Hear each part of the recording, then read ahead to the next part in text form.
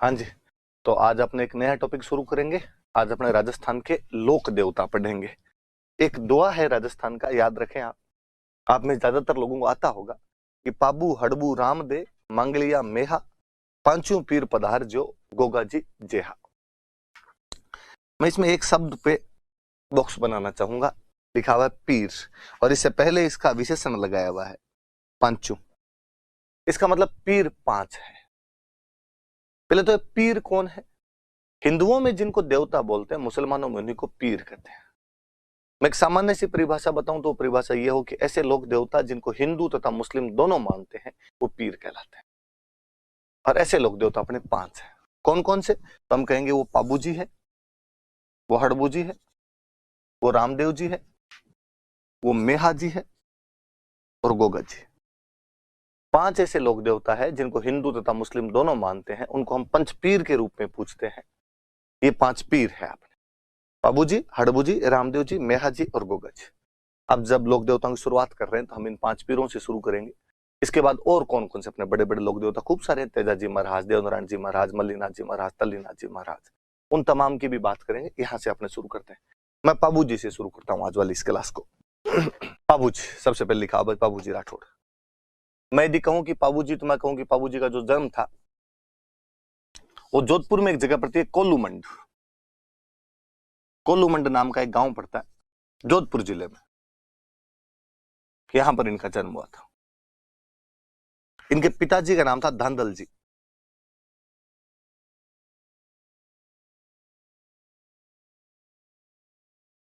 धांधल जी। मैंने जब मारवाड़ पढ़ाया था तो मारवाड़ में एक राजा पढ़ाया था आपको, राव दुहड़। और मैंने कहा था कि दुहड़ वह राजा था जो अपनी कुलदेवी नागणची माता की मूर्ति कर्नाटक से लेकर आया था और उसे नागणा गांव में स्थापित करवाया था। वो जो मारवाड़ का राव दुहड़ था उसके छोटे भाई थे धांधल जी, और धांधल जी के बेटे थे पाबू। तो यदि मैं कहूं कि पाबू मारवाड़ की रॉयल फैमिली से बिलोंग करता था तो कोई अतिशयोक्ति नहीं होगी। और हम पढ़ते हैं मारवाड़ में चूंकि राठौड़ वंश था इसलिए पाबू जी के नाम के आगे लगा राठौड़। मम्मी का नाम था कमला दे।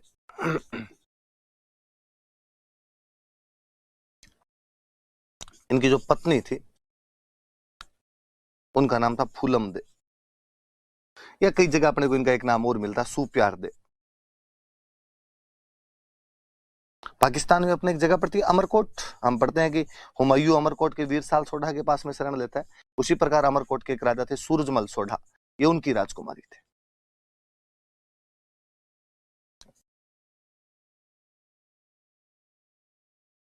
सूरजमल सोढ़ा की राजकुमारी थे, princess of Surajmal Sodha of Amarkot. बाबू जी के जो खास सहयोगी थे, इनके जो एलिज थे, दो भील जाति के भाई थे। एक का नाम था चांदा और एक का नाम था डामा। चांदा और डामा दो थे, ये दोनों भील जाति के थे, भील भाई थे। तो बाबू जी की जो घोड़ी थी उसका नाम था केसर कालमी। वास्तव में कहते हैं बाबू जी की घोड़ी नहीं थी, ये बाबू जी के गांव में एक चारण महिला हुआ करते थे देवल, उनकी घोड़ी थी। देवल नामक चारण महिला की घोड़ी थी।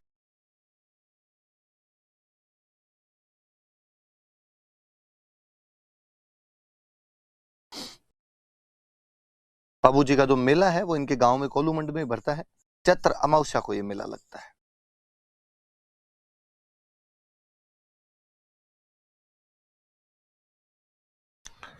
और स्क्रीन भरी हुई आपके सामने देखना आप कि इनका जन्म कोलूमंड में हुआ था जोधपुर के अंदर। इनके पिताजी का नाम था धांधल जी, इनकी मम्मी का नाम था कमला दे, इनकी पत्नी का नाम था फूलम दे या सुप्यार दे जो अमरकोट के सूरजमल सोढ़ा की राजकुमारी थी। दो भील भाई इनके सहयोगी थे चांदा और डामा।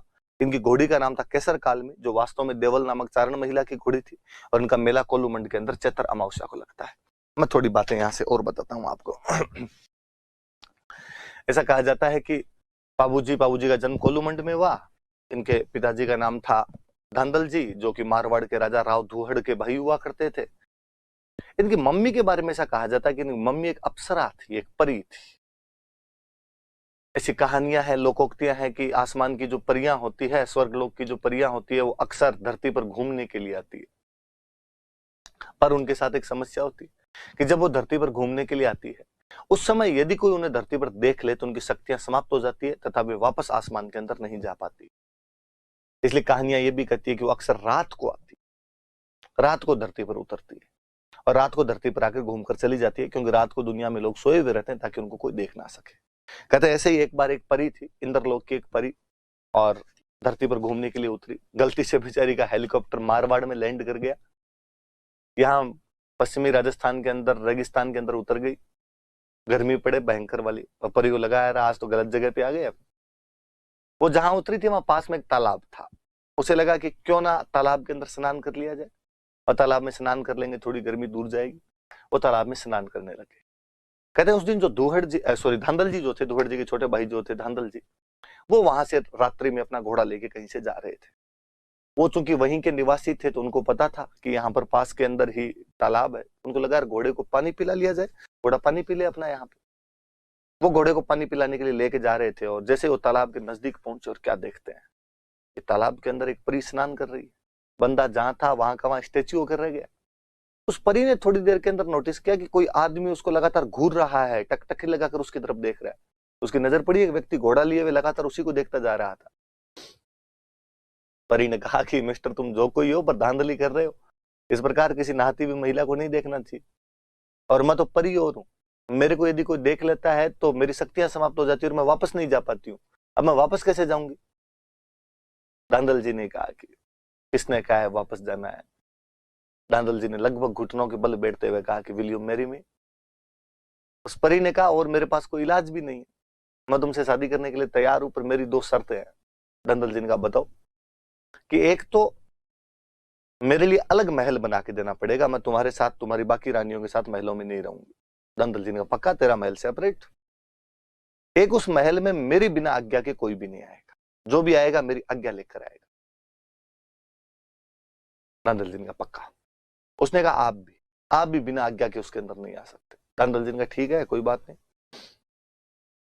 परी के लिए अलग महल बना दिया गया, परी उसके अंदर रहती। धांधल जी भी जाते उसमें तो पूछ के जाते, और कोई भी जाता तो विदाउट परमिशन एंट्री नहीं हुआ करती थी वहां पर।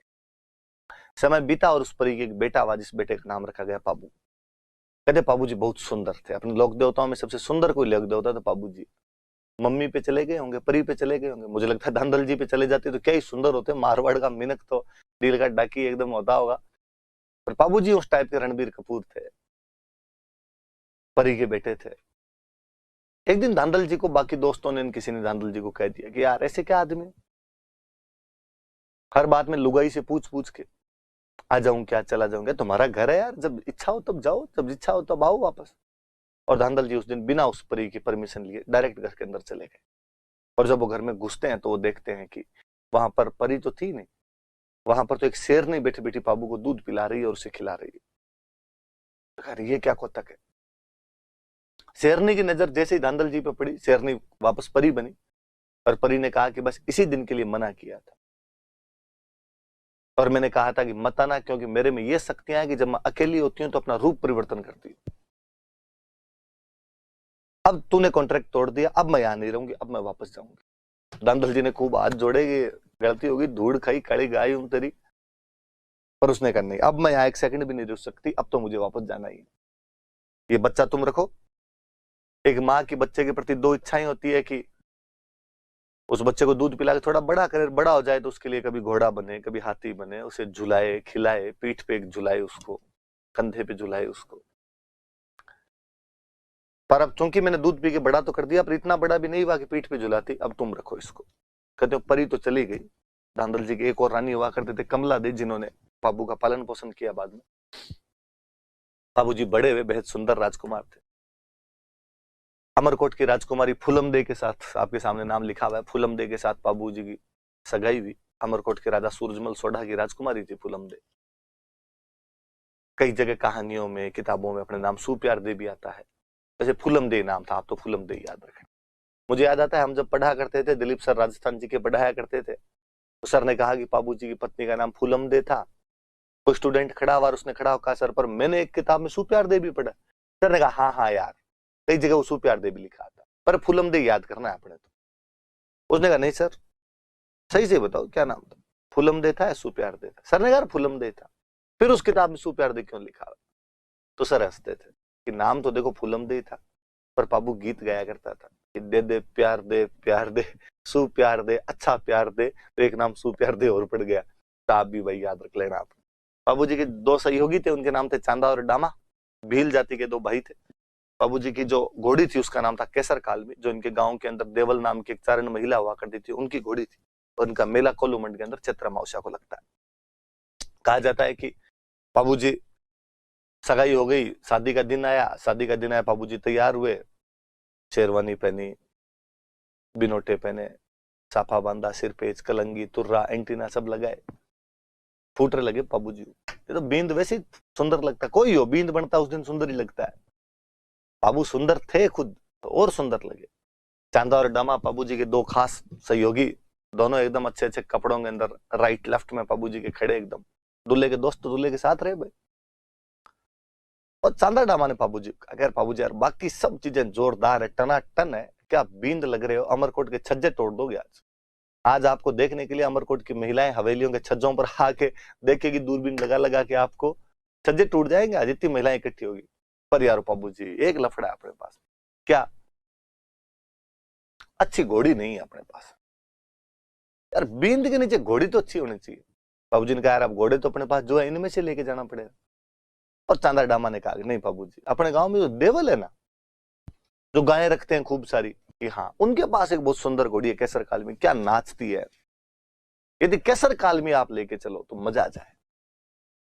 बाबूजी ने कहा देख लो पूछ लो। चांदा डामा गए देवल के पास और जाकर, माँ देवल बाबूजी बींद बने हुए हैं, बारात जा रही है, घोड़ी अच्छी नहीं है, केसर कालमी दे दो तो भली बात हो। देवल ने मना किया। देवल ने कहा मेरे पास गायें हैं, गायें चराने के लिए ग्वाला जाता है तो घोड़ी लेके जाता है, कल को खुदा ना खास्ता गायों की लूटपाट हो जाए। पहले गायों की लूट बहुत हुआ करती, ग्वाले के पास में घोड़ी होगी, फटाफट गांव तो आएगा वापस, गांव आके बताएगा तो सही कि साहब लूटपाट हो गई, वापस गांव से जनता जाए, सैनिक जाए तैयार होके, घोड़ी को बचा, सॉरी गायों को बचा के लेके आए। घोड़ी नहीं होगी तब तक लुटेरे पता नहीं कहां के कहां पहुंच जाएंगे। और बाबू जी की बारात ठेठ अमरकोट जाएगी, जाने में आने में कितना टाइम लगे, मैं घोड़ी नहीं दूं। चांदा डामा वापस आए, बाबू का बाबू जी आप खुद जाके एक बार ट्राई करो तो देवल दे सकती है, वरना तो नहीं दे। बाबू जी ने कहा मैं ट्राई कर लेता हूं।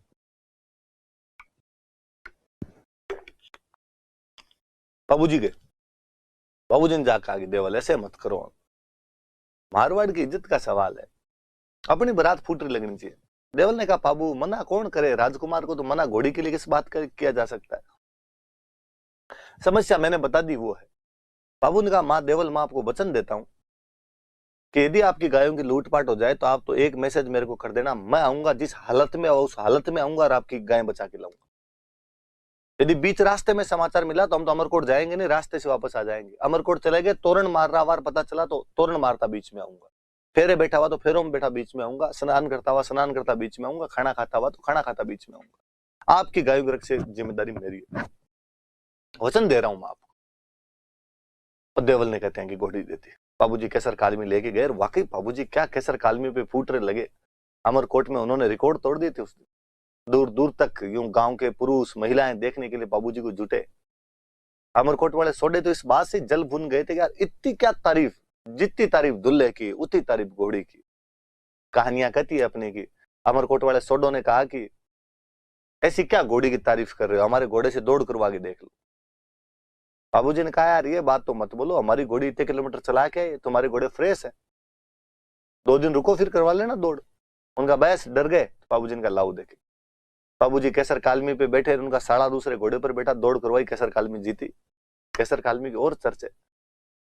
अमरकोट वाले सोडो ने कहा यार अपमान का बदला तो लेना पड़ेगा इसका। बाबूजी तोरण मारने के लिए गए, तोरण बहुत ऊंचा बांधा। अब देखते हैं बाबूजी तोरण कैसे मारेंगे। इस पे हिंदी का मुहावरा है, तोरण मारना मतलब शक्ति प्रदर्शन करना।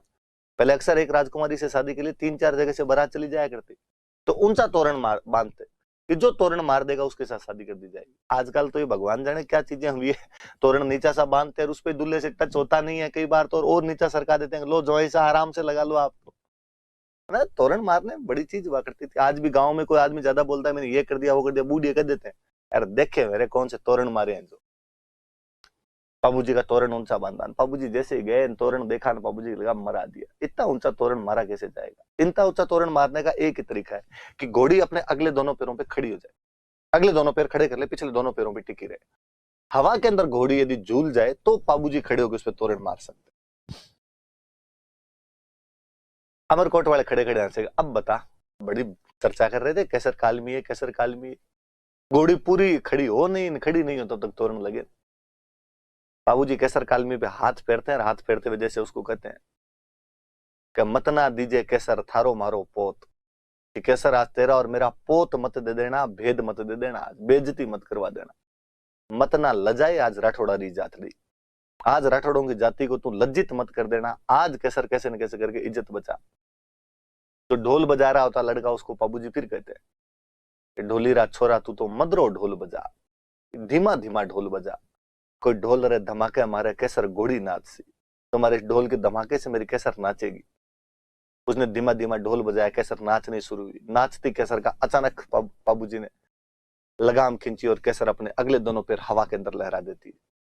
लहराती नहीं है, अपने दोनों पैर अमरकोट के गढ़ के कंगूरे पे टेकती है वो। बाबूजी आराम से तलवार टच करते हैं तोरण के।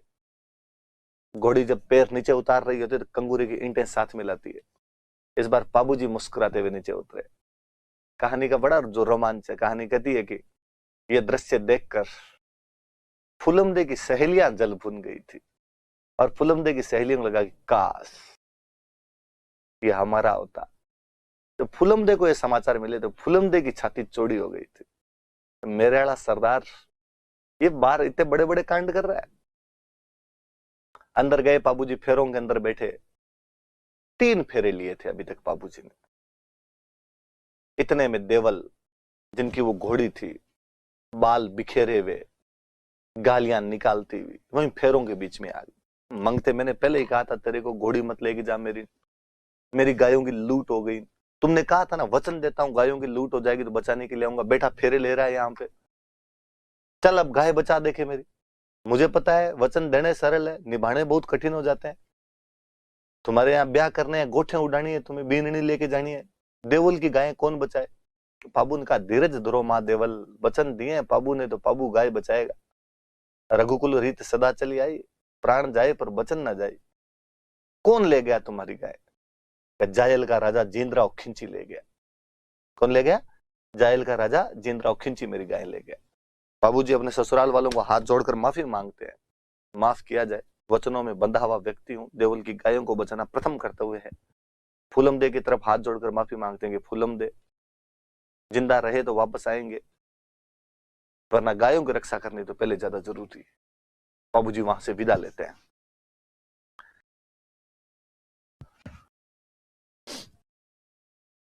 बाबूजी की फोटो है भाई। बाबूजी देचू नाम के गांव में लुटेरों का पीछा करते हुए आते हैं। जोधपुर में गांव पड़ता है देचू, और यहां पे गायों की रक्षा के लिए युद्ध करते हैं जींद्राव खिंची के साथ। खिंची चौहानों की एक ब्रांच होती। जींद्राव खिंची जायल का राजा था। जींद्राव खिंची बाबूजी का रियल बहनोई था, सगा बहनोई था। बाबूजी की बहन की शादी जींद्राव खिंची के साथ हो रखी थी। आप कहोगे सर फिर बारात में क्यों नहीं गया? तो भाई जींद्राव खिंची की बाबूजी के परिवार से पहले से नहीं बनती थी। जींद्राव खिंची मौके की तलाश में था कि बाबूजी की जब बारात जाएगी तो मैं इनके गांव की गायें लूट लूंगा ताकि इनकी बेइज्जती हो जाए। तो साड़े बने के बीच की लड़ाई है। बाबूजी गायों को बचा लेते हैं युद्ध के अंदर। देचू नाम के गांव में अपने बहनोई जींद्राव खिंची, जो कि जायल का राजा था, उसके खिलाफ लड़ते हैं। गाय बचा लेते हैं, लेकिन बाबूजी उसमें अपने बड़े भाई बुड्ढू जी के साथ लड़ते हुए शहीद हो जाते हैं। बाबूजी मारे जाते हैं। हम बाबूजी को उन गायों की रक्षा की वजह से, हमने कहा कि साहब कोई व्यक्ति अपने वचनों में इतना बंधा हुआ था कि गायों की रक्षा के लिए अपने फेरे छोड़कर आ गया था, केवल 3 फेरों के बाद वापस आ गया था और गायों की रक्षा की थी। हम बाबूजी को धोखने लग गए। हमारा पश्चिमी राजस्थान ये भी कहता है कि बाबूजी के बाद में हमने 4 फेरे लेने शुरू कर दिए। बाबूजी 3 फेरों के बाद उठकर आ गए थे। हम कहानियों में, गीतों में सुनते हैं कि फेरे 7 होते हैं, और वास्तव में फेरे 4 ही होते हैं। 3 में बीन नहीं आगे रहे, 1 में बीन आगे रहे। आप में से जो भुगत भोगी हैं वो थोड़े याद कर लेना आपने कि 7 फेरे नहीं लिए होंगे, फेरे 4 ही लिए होंगे। और हम ऐसा मानते हैं कि ये हमने बाबूजी के बाद शुरू किया था, क्योंकि 3 फेरे बाबूजी ने ले लिए थे, बाकी वाले अब हम 4 ही लेंगे। ऐसी कहानियां, ऐसी बातें बताई जाती। बाबूजी के लिए कहा जाता है कि बाबूजी लक्ष्मण के अवतार है। जो राम लक्ष्मण हुए थे तो लक्ष्मण का अवतार माना जाता है बाबूजी। फिर एक कहानी है कि राम लक्ष्मण मां सीता जब वनवास के अंदर गए हुए थे और एक दिन राम जी के पास में स्वरूप नखा नाम की एक महिला आती। वास्तव में बेचारे के नाम स्वरूप नखा ही था, जिसके नाखून भी स्वरूप हो। History was written by victors, इतिहास विजेताओं का होता है, इसलिए राम जी जीते रावण हारा, इसलिए स्वरूप नखा का नाम बदल के हमने सुर्पणखा कर दिया। इसके नाखून सूप जैसे हो, मतलब छाजले जैसे हो, बाकी कहते हैं उसका नाम स्वरूप नखा था। मिस लंका थी अपने टाइम की, बेहद सुंदर राजकुमारी। राम जी के पास आई और राम जी को कहा कि will you marry me. Ram ji को प्रपोज किया उसने। राम जी ने कहा मेरे साथ तो सीता है, लक्ष्मण अकेला है, वैकेंसी खाली है, उधर पूछ सकती है तुम। कहते लक्ष्मण उस समय एक पानी के कुंड से पानी निकाल रहे थे। स्वरूपनखा उनके पास गई और उसने लक्ष्मण को जाकर कहा कि मैं आपसे शादी करना चाहती हूँ। लक्ष्मण ने मना किया। स्वरूपनखा जिद करती है, वो लक्ष्मण के पीछे भागती है, लक्ष्मण आगे आगे भागते हैं। ऐसा कहा जाता है उन्होंने उस कुंड के चारों तरफ 4 चक्कर काट लिए थे, उस जल के चारों तरफ 4 चक्कर काट लिए थे। और चौथे राउंड के अंदर, जैसे चौथा राउंड कंप्लीट होता है, लक्ष्मण को गुस्सा आता है, स्वरूपनखा की नाक काट लेता है। और स्वरूपनखा ने कहा रे डाकी, ब्याह के लिए तो कहा था, प्रपोज ही तो किया था, उसमें नाक काटने की जरूरत कहां पड़ गई। और लक्ष्मण ने कहा कि स्वरूपनखा सॉरी, इस त्रेता युग में तो मैं तुमसे शादी नहीं कर सकता, भाई भाभी की रक्षा की जिम्मेदारी मेरे पर है, पर मैं तुम्हें वचन देता हूं कि एक दिन कलयुग के अंदर मैं पाबू बनूंगा, तुम फूलम दे बनोगी। हमने 4 फेरे आज यहाँ पर इस जल के चारों तरफ ले लिए हैं, बाकी के 3 फेरे हम अग्नि के चारों तरफ लेंगे। अक्सर गांव में जब ये कहानियां सुनाई जाती है तो जैसे कहते हैं बाबूजी 3 फेरों के बाद आए और लड़ते हुए मारे गए, तो सुनने वाला कहता है ऐसा किसी के साथ नहीं, बुरा हुआ ये। तो कहानी सुनाने वाला तो बड़े फिलोसॉफिकल अंदाज में बोलता है, अरे दुख करने की बात नहीं है, तो विधाता लेख लिखेड़ा है, बे माता जिता आंख मांडिया है वही चालना ऐसा। और ये तो भगवान ने पहले तय कर दिया था, त्रेता में तय कर दिया था कि लक्ष्मण ने 4 फेरे तो ले लिए थे, अब बाकी 3 ही लेने थे। विधि का विधान है, राम जी की लीला है, 3 ही लेने थे। यहाँ पे फुलमदे सुर्पणखा थी, बाबूजी जो थे वो लक्ष्मण थे। तो ऐसी कहानियां भी कही जाती। कहानी तो ये भी कहते हैं कि बाबूजी की मम्मी जो कि परी थे, वो धांधल जी को जाते टाइम कह के गए थे कि मेरी इच्छा थी कि बच्चे को दूध पिला के बड़ा करूं और जब बड़ा हो जाए तो घोड़ी बनूं, इसके लिए घोड़ा बनूं, इसके लिए इसे झुलाऊं। कहते हैं केसर काल में उनकी मम्मी का दूसरा अवतार था।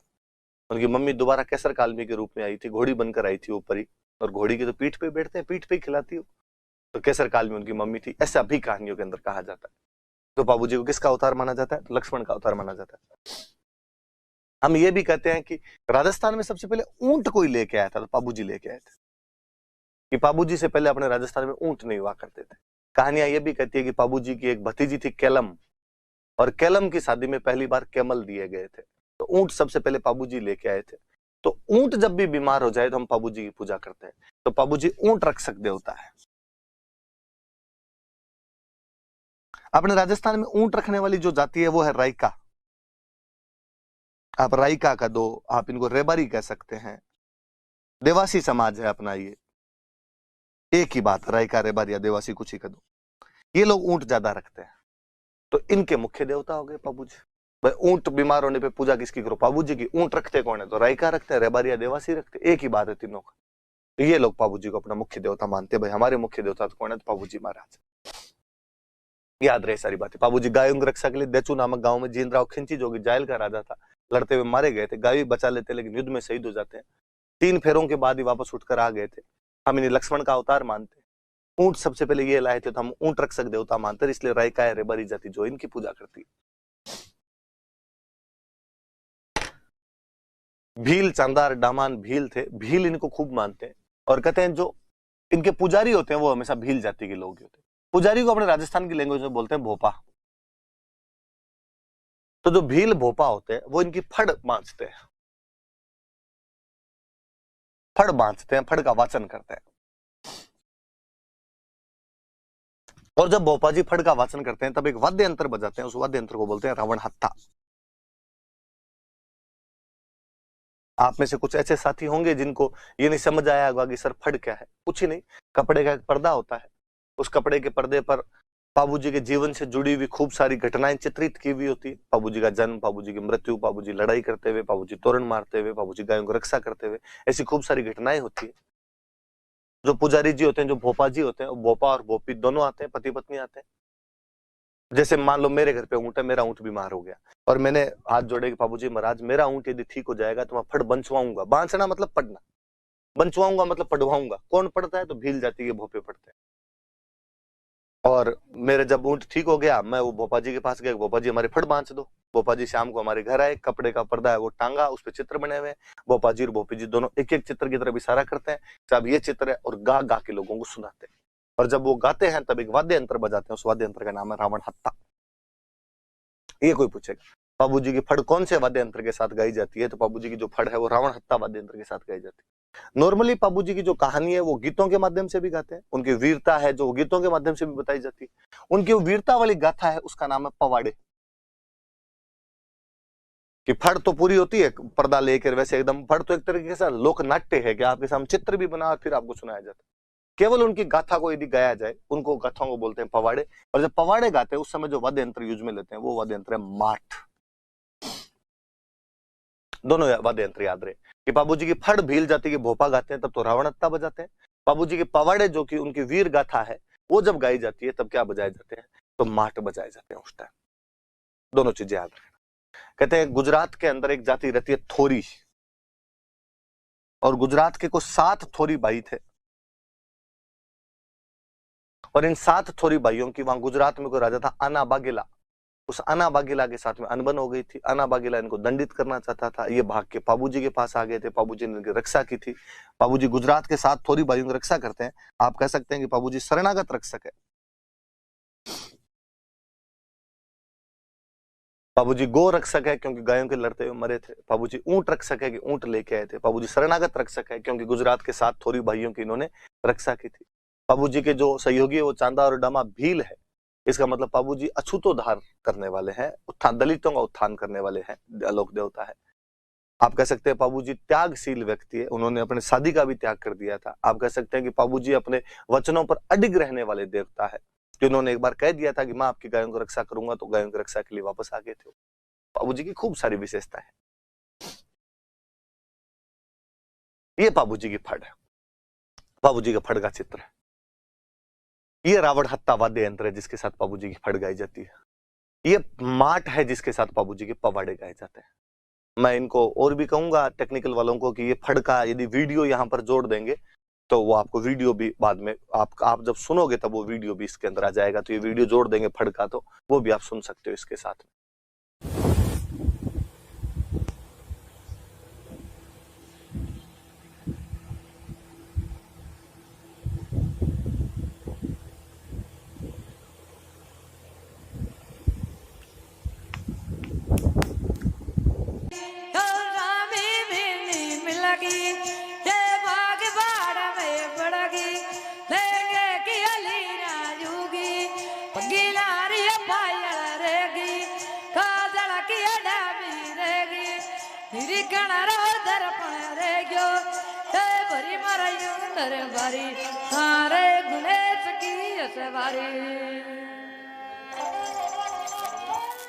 भला कियो राज भला। हे महाराज गणेश देवा आवला गोका धर्मी का सुरंगी रोण का भौमियो जी महाराज केवे है भोपा जी महाराज दो चा नाम हाका लेवो आवला गोका धर्मी का सुरंगी जान में भौमियो जी भोपाल कड़िया का भांतु अवर काई बाता बने जावे देखानी वाह भोपा जी वाह।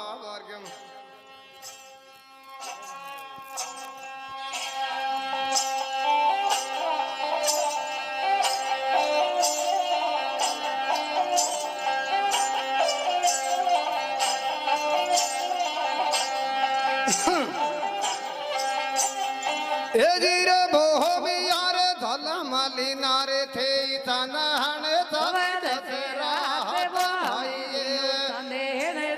दशरात कौन में कियो घड़िया जियो जलेबिया। हे धीरे मोह मिया धला माताड़ा रे भाजा पाबू जी से संबंधित खूब सारी किताबें लिखी हुई है। जैसे एक बहुत अच्छी किताब है पाबू प्रकाश, और ये पाबू प्रकाश किताब लिखी गई आसिया मोड़जी। आसिया जाति है, मोड़जी नाम है। पूछी हुई आरपीसी किताब है, वापस याद रखना कि आसिया मोड़जी की किताब कौन सी है। तो आसिया मोड़जी की किताब का नाम क्या है? तो उनकी किताब का नाम है पाबू प्रकाश। एक है पाबूजीरा छंद, और जो पाबूजीरा छंद है ये लिखने वाले थे बिट्ठू मेहाजी। बिट्ठू जाति है, मेहाजी नाम।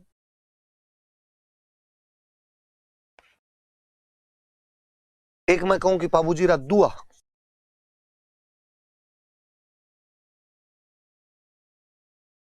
पाबूजीरा दुआ लिखने वाले थे लगराज। एक दोहों का एक प्रकार होता है सोरठे, सौराष्ट्र के जो दोहे होते हैं उनको सोरठे बोलते हैं। तो पाबूजीरा सोरठा ये लिखने वाले थे रामनाथ। एक है पाबूजीरा रूपक,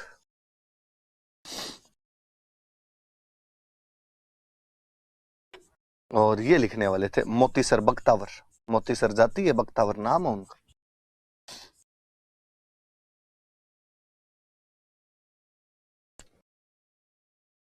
पाबू प्रकाश आसिया मोड़जी ने लिखी, पाबूजीरा छंद बिट्ठू मेहाजी ने लिखी। मैं चाहूंगा ये दो किताबें आप याद करें, बाकी वाली तो याद हो जाए तो भली बात, नहीं याद हो तो कोई बात नहीं। पाबूजीरा दुहा लगराज ने लिखी, पाबूजीरा सोरठा रामनाथ ने लिखी, पाबूजीरा रूपक है वो मोतीसर बख्तावर ने लिखी। ये पाबूजी वाली कहानी है जो मैंने आपको सुनाई। रावण हत्ता माठ, ये फड़ यदि लगा देंगे तो आप वो फड़ भी देखेंगे। अगले एक लोक देवता लिखे हमने रामदेव जी तंवर। फोटो आप रामदेव जी के पीछे ये हरजी भाटी है जो चंवर ढुला रहे हैं। आगे पाबू जी की रामदेव जी की बहनें हैं, लाचार सुगना उनकी दो बहनें हुआ करती थी। ये रामदेव जी ने जहां पर समाधि ली थी वो जगह बनी हुई है, रामदेव राव का उनका मंदिर बना हुआ है। थोड़ी सी अपने बात करते हैं इनके बारे में।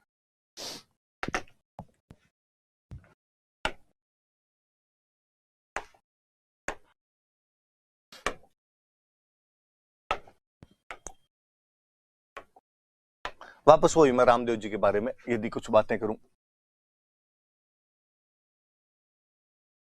रामदेव जी तंवर पूरा नाम है। इनका जन्म कहां हुआ? तो बाड़मेर में एक जगह पड़ती है उंडू कश्मीर, वहां उंडू कश्मीर में इनका जन्म बाड़मेर में पड़ता। इनके पिताजी का नाम था अजमाल जी।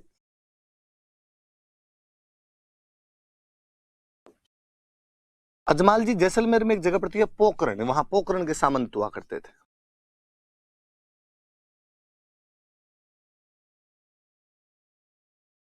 पोखरण के सामंत हुआ करते थे। मम्मी का नाम था मेणा दे।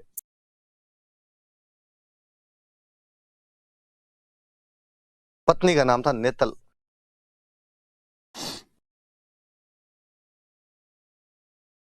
नेतल दे पत्नी का नाम हुआ करता। ये भी अमरकोट की राजकुमारी थी। अमरकोट के दलेल सिंह सोडा हुआ करते थे, उनकी राजकुमारी थी।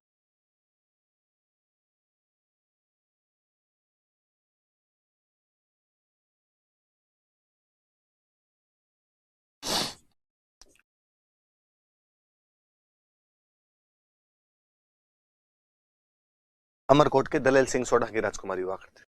रामदेव जी महाराज के जो गुरु थे इनका नाम था बालीनाथ जी।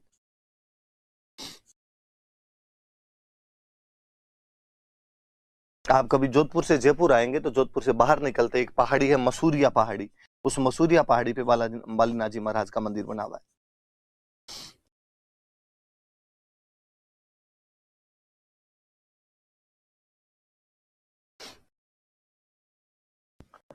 रामदेव जी का मंदिर कहाँ है? वैसे मैं बता चुका हूं ये बात, वापस रिपीट नहीं करनी चाहिए, फिर भी रिपीट कर देता हूं। रुणीचाया रामदेव राम है उनका मंदिर।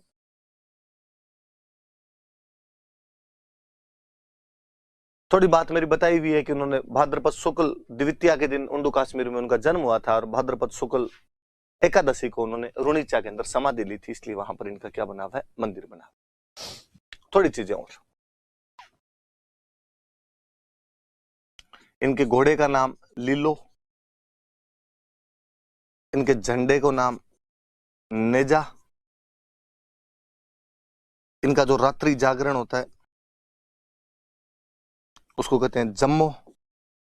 मेघवाल जाति के लोग इनकी ज्यादा पूजा करते हैं, तो इनके जो मेघवाल भक्त होते हैं उनको कहते हैं रिखिया।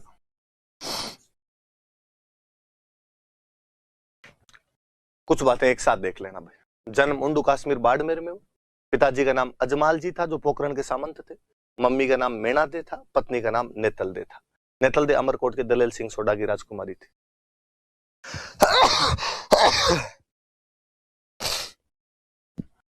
आप कह सकते हो कि बाबूजी और रामदेव जी इस मामले में साडू है कि भाई दोनों की शादी कहां हो रखी थी, तो अमरकोट दोनों की शादी हो रखी थी। इनके रामदेव जी महाराज के गुरु थे बालीनाथ जी, जिनका मंदिर खुद का बालीनाथ जी का मंदिर जोधपुर के मसूरिया पहाड़ी पर है। रुणीचाया रामदेवरा के अंदर इनका मंदिर बना हुआ है। इनके घोड़े को लीलो कहते हैं, झंडे को नेजा कहते हैं, जागरण को जम्मो कहते हैं, और इनके जो मेघवाल भक्त होते हैं उनको रिखिया कहते हैं। थोड़ी बात करते हैं अभी। मुझे लगता है यार यदि हम थोड़ा सा अपने कल्चर से जुड़े हुए हों तो हमें 3 नाम तो याद नहीं करने पड़े, ये भी नहीं याद करना पड़े। कि छोटे थे तब अक्सर रामदेव जी का भजन सुना करते थे, और उसके अंदर आता था कि घणी रे ओ खम्मा अजमाल जीरा कंवरा, कि अजमाल के कंवर को खमा गणी है। घणी रे ओ खम्मा अजमाल जीरा कंवरा। कोई मेणा दे रो लाल, वो मेणा दे का बेटा है। कोई नेतल रो भरतार, वो नेतल का भरतार है। घणी रे ओ खम्मा मारे रुणीचे राव ने। रुणीचे का राव है, रुणीचे का धनी है वो। रामदेव जी का मंदिर बना इसलिए उसको रामदेवरा बोलने लग गए। यार ये नाम, इतने नाम तो कम से कम याद नहीं करने पड़े। पर चूंकि हम डी रूटेड लोग हैं, अपने कल्चर से अलग हुए लोग हैं, इसलिए ये नाम भी अपने को याद करने पड़ रहे हैं। मैं थोड़ी और इन बातों पे अभी बाद में आऊंगा, 4 बातों पे, तब तक मैं थोड़ी बातें और बताता। रामदेव जी को विष्णु का अवतार मानते हैं कि भगवान विष्णु का अवतार है। जैसे उनको लक्ष्मण का अवतार मानते हैं, इनको विष्णु का अवतार माना जाता है। ऐसा कहते हैं। वास्तव में तो गांव में तो ये कहानी है कि 2 भाई थे, रामदेव और वीरमदेव। इनके जो बड़े भाई थे वीरमदेव, वो तो आपके बलराम जी के अवतार थे, और कि रामदेव जी थे कृष्ण के अवतार थे। पर कृष्ण का कह दो या आप इनका कह दो, विष्णु कह दो, एक ही बात है। तो अपनी किताबों में विष्णु लिखा तो विष्णु का अवतार कह दो। मैंने अभी बताया कि ये 5 लोक देवता पीर है। पीर ऐसे लोक देवता जिनको हिंदू और मुसलमान दोनों मानते हैं।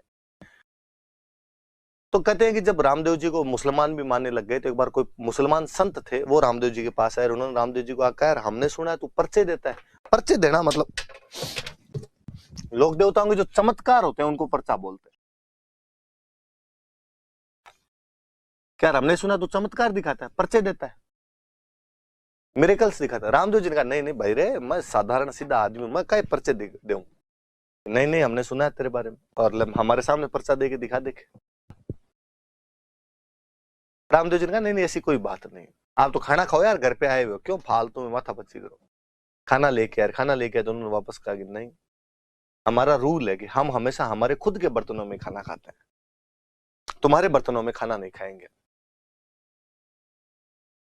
तो रामदेव जी ने कहा अब तुम्हारे बर्तन लेके आते, अब मैं तो मेरे घर पे मेरे बर्तनों में खिलाऊंगा। इतना ही तू बड़ा लोक देवता है, इतना ही बड़ा पीर बना घूमता है, तो इन बर्तनों को हमारे वाले बर्तनों में ट्रांसफर कर दे। रामदेव जी ने कहा तुम कुछ ही कर सकते हो, जयकांत सिकरे का इगो हट नहीं कर सकते। आंखें बंद करो। उन्होंने आंखें बंद की। रामदेव जी ने आंखें खोलो। आंखें खोली, वहां पर वो वैसे वैसे बर्तन जो उनके घर पे थे, उन 500 ने रामदेव जी को दंडवत प्रणाम किया, और उन्होंने कहा हम तो खाली पीर हैं, तू पीरों का पीर है। तो रामदेव जी को पीरों का पीर कहा जाता है।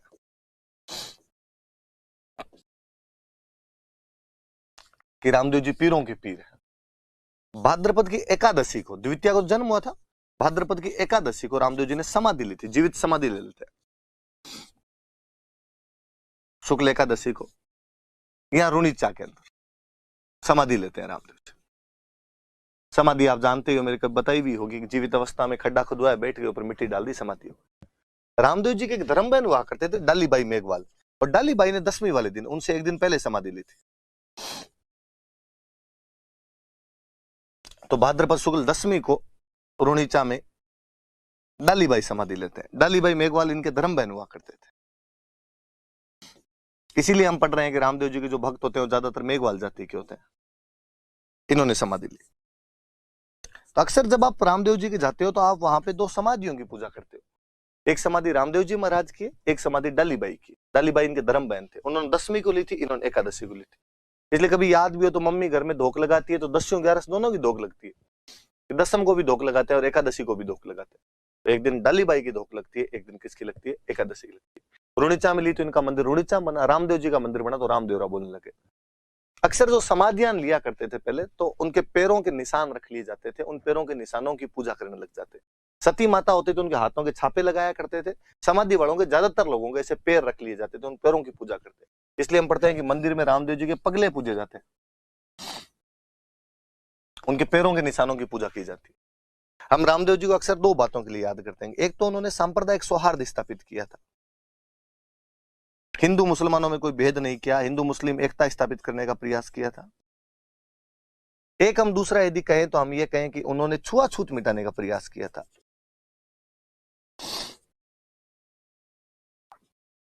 छुआछूत मिटाने का प्रयास किया। और मुझे कई बार लगता है कि यार इन लोगों को हमने कितना अंडर एस्टिमेट किया है। वास्तव में ये उस टाइम के रामदेव जी, पाबू जी, तेजा जी, गोगा जी, देवनारायण जी महाराज, ये उस टाइम के समाज सुधारक थे। हम जब इनको लोक देवता कह के वो अंधविश्वास, आस्था उस साइड के अंदर धकेल दे। आप सोच के देखो यार, जब समाज में जागरूकता नहीं थी, मध्यकालीन समाज जो रूढ़ियों में जकड़ा हुआ था, उस समय यदि कोई व्यक्ति समाज की वे जातियां जिनके साथ भेदभाव हुआ करता था अपने बराबर बिठाता है, बराबर का दर्जा देता है, उससे बड़ा क्रांतिकारी कौन रहा होगा यार। इनका स्थान कतई मध्यकालीन इतिहास में राजा राम मोहन राय, स्वामी दयानंद सरस्वती से कम नहीं है। हम इनको अक्सर आस्था वाले उस डिपार्टमेंट के अंदर डाल के इनके साथ अन्याय ही करते हैं और फिर इनसे जुड़ी हुई अंधविश्वास, इधर उधर की चीजें मान मून के हम कह देते ठीक है लोगों की आस्था है यार। यार आस्था यूं ही नहीं होती, किसी के साथ कुछ किया था तब होती है आस्था। लोग बाप को नहीं माने यार। आज हजार साल बाद में इनकी पूजा कर रहे हैं, जगह जगह इनके मंदिर थरपते हैं हम। कुछ तो स्पेशल रहा होगा इन लोगों में बाकी लोगों की तुलना में। रामदेव जी के लिए तो ये भी कहा जाता है कि अपने जितने लोक देवता हुए इनमें कोई पढ़े लिखे थे तो वो रामदेव जी महाराज। इसलिए रामदेव जी ने खुद ने एक बुक लिखी थी, 24 बाणियां। 24 बाणियां नाम की एक बुक लिखी थी। रामदेव जी ने एक पंथ स्थापित किया था, इस पंथ का नाम है कामड़िया। कामड़िया पंथ स्थापित किया था। और कामड़िया पंथ की जो महिलाएं होती है वो एक डांस करती है, 13 ताली नृत्य। हम आगे जब डांस पढ़ेंगे तब 13 ताली नृत्य और पढ़ेंगे, तब आपको वीडियो और दिखाऊंगा मैं इसका। कामड़िया पंथ की महिलाओं द्वारा एक डांस किया जाता है, 13 ताली नृत्य किया जाता है। कामड़िया पंथ रामदेव जी द्वारा ही स्थापित किया गया था। रामदेव जी ने एक बुक लिखी थी, उस बुक का नाम है इनकी 24 बाणियां नाम की। रामदेव जी के मंदिर कई जगह बने हुए। रुणिचा के अंदर तो इनका मंदिर है ही, बड़ा मंदिर है, मुख्य मंदिर है। रामदेव जी का मंदिर बना इसलिए इसको रामदेवरा बोलने लगे। यहाँ पे इन्होंने अपने पर्चे वर्चे ज्यादा दिए थे। कहते हैं यहाँ पर एक तो बावड़ी बनी हुई है जिसका नाम ये पर्चा बावड़ी। अक्सर वैसे आप एक सुनते हो कि यहाँ पर एक भेरू नाम का राक्षस रहता था, रामदेव जी ने उसको मार दिया था। वास्तव में ऐसा कहते हैं कि भेरू नाम का एक सेठ था, लोगों से बहुत ज्यादा ब्याज लिया करता था, इसलिए रामदेव जी ने उसको भगा दिया था। लोगों को कहा था कि इसको ब्याज मत देना, लोगों को उसके अत्याचारों से मुक्ति दिलाई थी। हमने उसको राक्षसन वैसे कहना शुरू कर दिया। एक पर्चा बावड़ी बनी हुई है यहाँ पे, और पोखरण में इनका मंदिर बना हुआ। गुजरात में एक जगह पड़ती है छोटा रामदेवरा, यहां पर इनका मंदिर बना हुआ। अलवर में एक जगह पड़ती है हल्दीना, यहां पर इनका मंदिर। ये थोड़े से मंदिर याद रखना। छोटा रामदेवरा गुजरात में, रुणीचांद पोखरण जो है ये तो आपके उधर जैसलमेर के अंदर, ये दोनों जगह।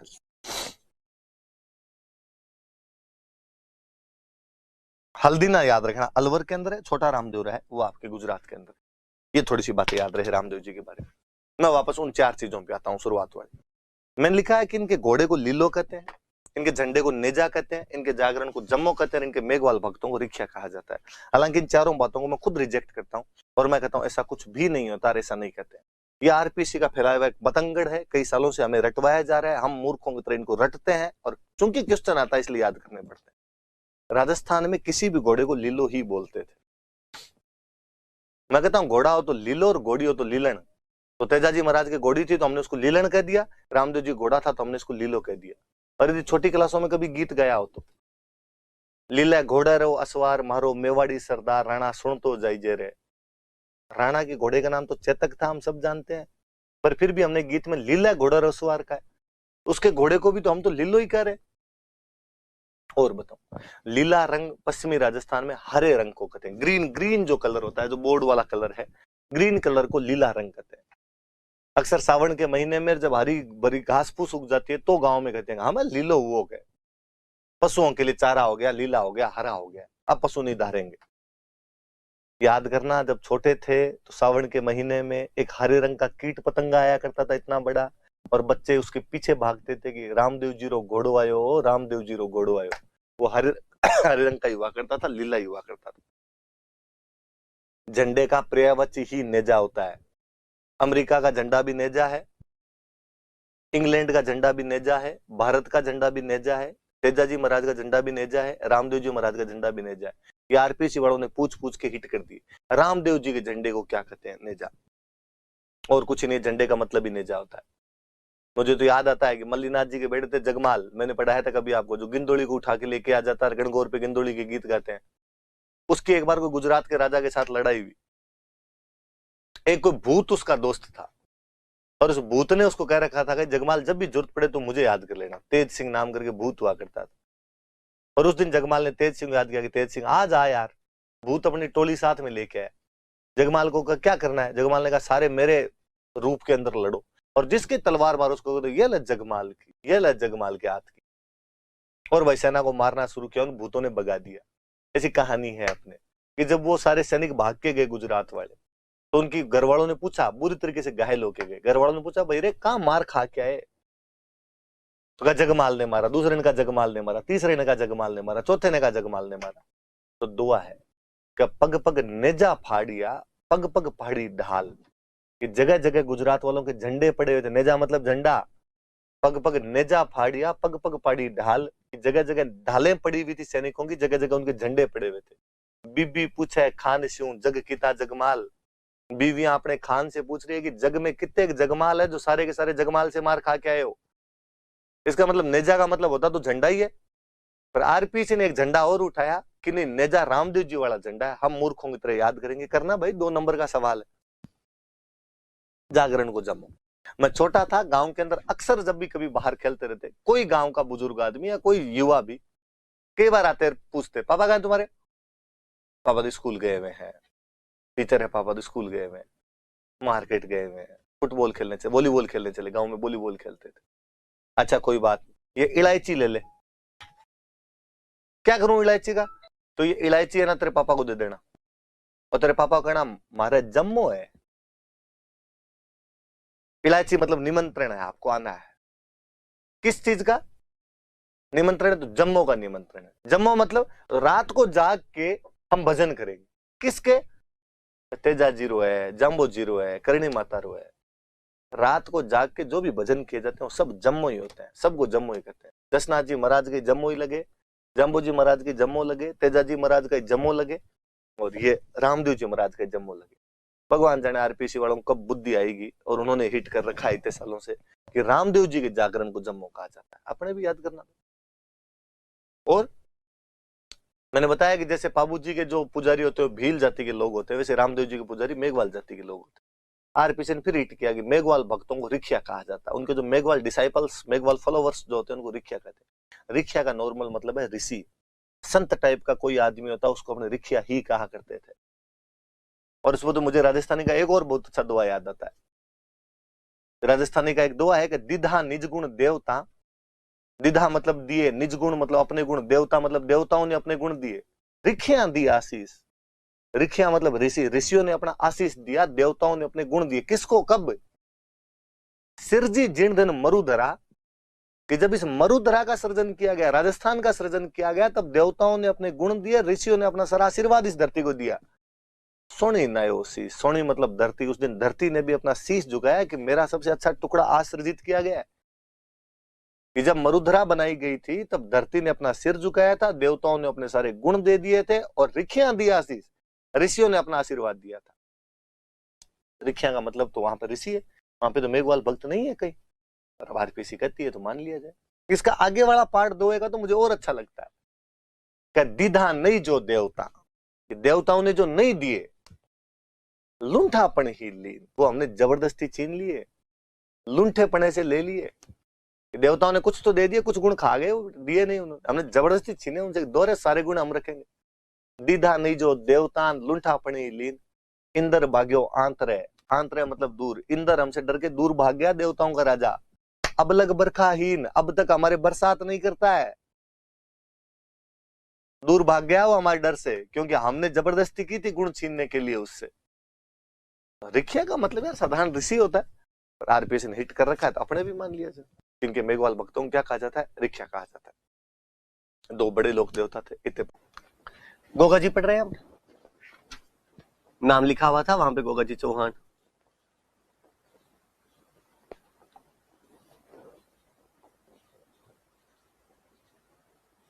गोगा जी महाराज जो थे, इनका जो जन्म हुआ था वो हुआ था चूरू में, गांव पड़ता है ददरेवा, वहां पर गोगा जी का जन्म हुआ। इनके पिताजी का नाम हुआ करता था जेवर सिंह, सामंत थे ये लोग वहां के। मम्मी का नाम हुआ करता था बाछलदे।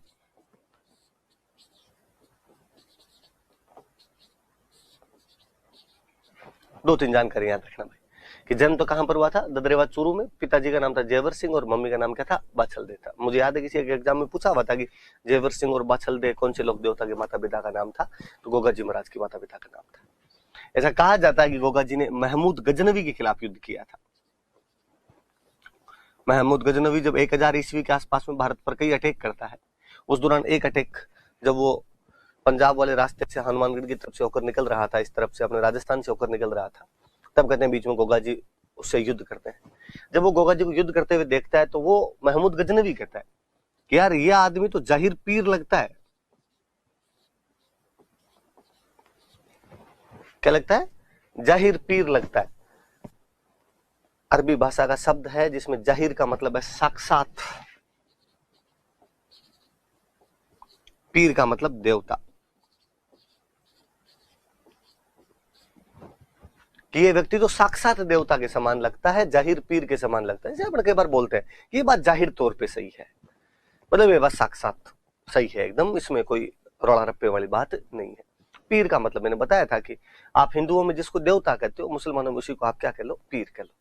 सिंपल क्वेश्चन बनता है, कोई पूछेगा कि कौन से लोक देवता को जाहिर पीर के नाम से जाना जाता है? गोगा जी। ऐसा किसने कहा था उनको? तो गजनवी ने कहा था। महमूद गजनवी के खिलाफ उन्होंने युद्ध किया था और महमूद गजनवी ने उनको ये बात कही थी, याद रखना। आप अक्सर गांव में जब कोई मंदिर वगैरह देखते हो तो उन मंदिरों के बाहर नाम भी लिखा होता है, तो जाहिर पीर गोगा जी होता है। पर चूंकि धीरे धीरे आप भ्रंश होते हैं नाम, तो कई जगह आप जाहिर की जगह जाहर देखते हो, पीर की जगह वीर देखते हो। जाहर वीर गोगा जी भी देख लेते हैं आपने, पर एग्जैक्टली वो जो नाम है वो जाहिर पीर है। ऐसा कहते हैं गोगा जी के दो मौसेरे भाई थे, अर्जुन और सर्जन।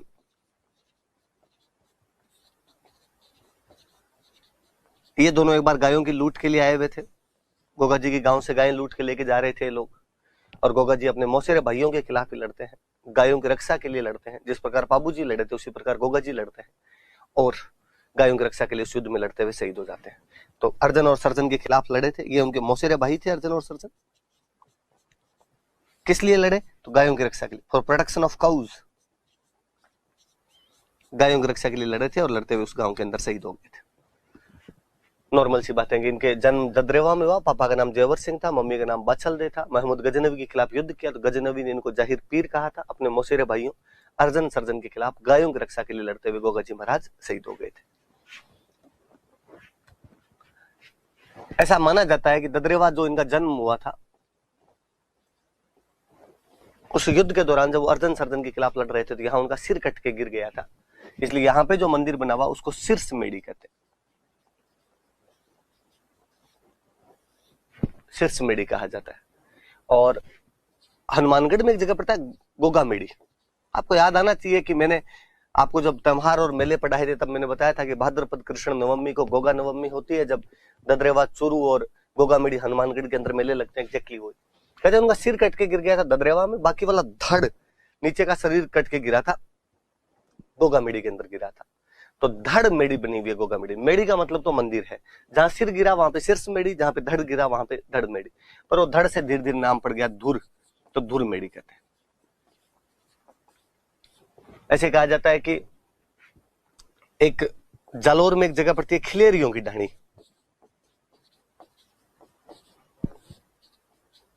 खिलेरियों की ढाणी नाम करके जालोर में जगह है, सांसोर के पास में, और वहां पर गोगा जी का एक छोटा सा मंदिर बना हुआ है। अक्सर गांव के अंदर जब जो छोटे मंदिर होते हैं उनको अपने छोटा कोई कमरा भी होता तो अपने बोलते हैं ओल्डी, तो यहाँ पे गोगा जी की ओल्डी बनी हुई है। तो 3 बेसिक मंदिर थोड़े से याद रखना आप। अपने की ददरेवा में इनकी शीर्ष मेड़ी बनी हुई है, गोगा मेड़ी में धुर मेड़ी बनी हुई है, खिलेरियों की ढाणी सांसोर जालोर में गोगा जी की ओल्डी बनी हुई है।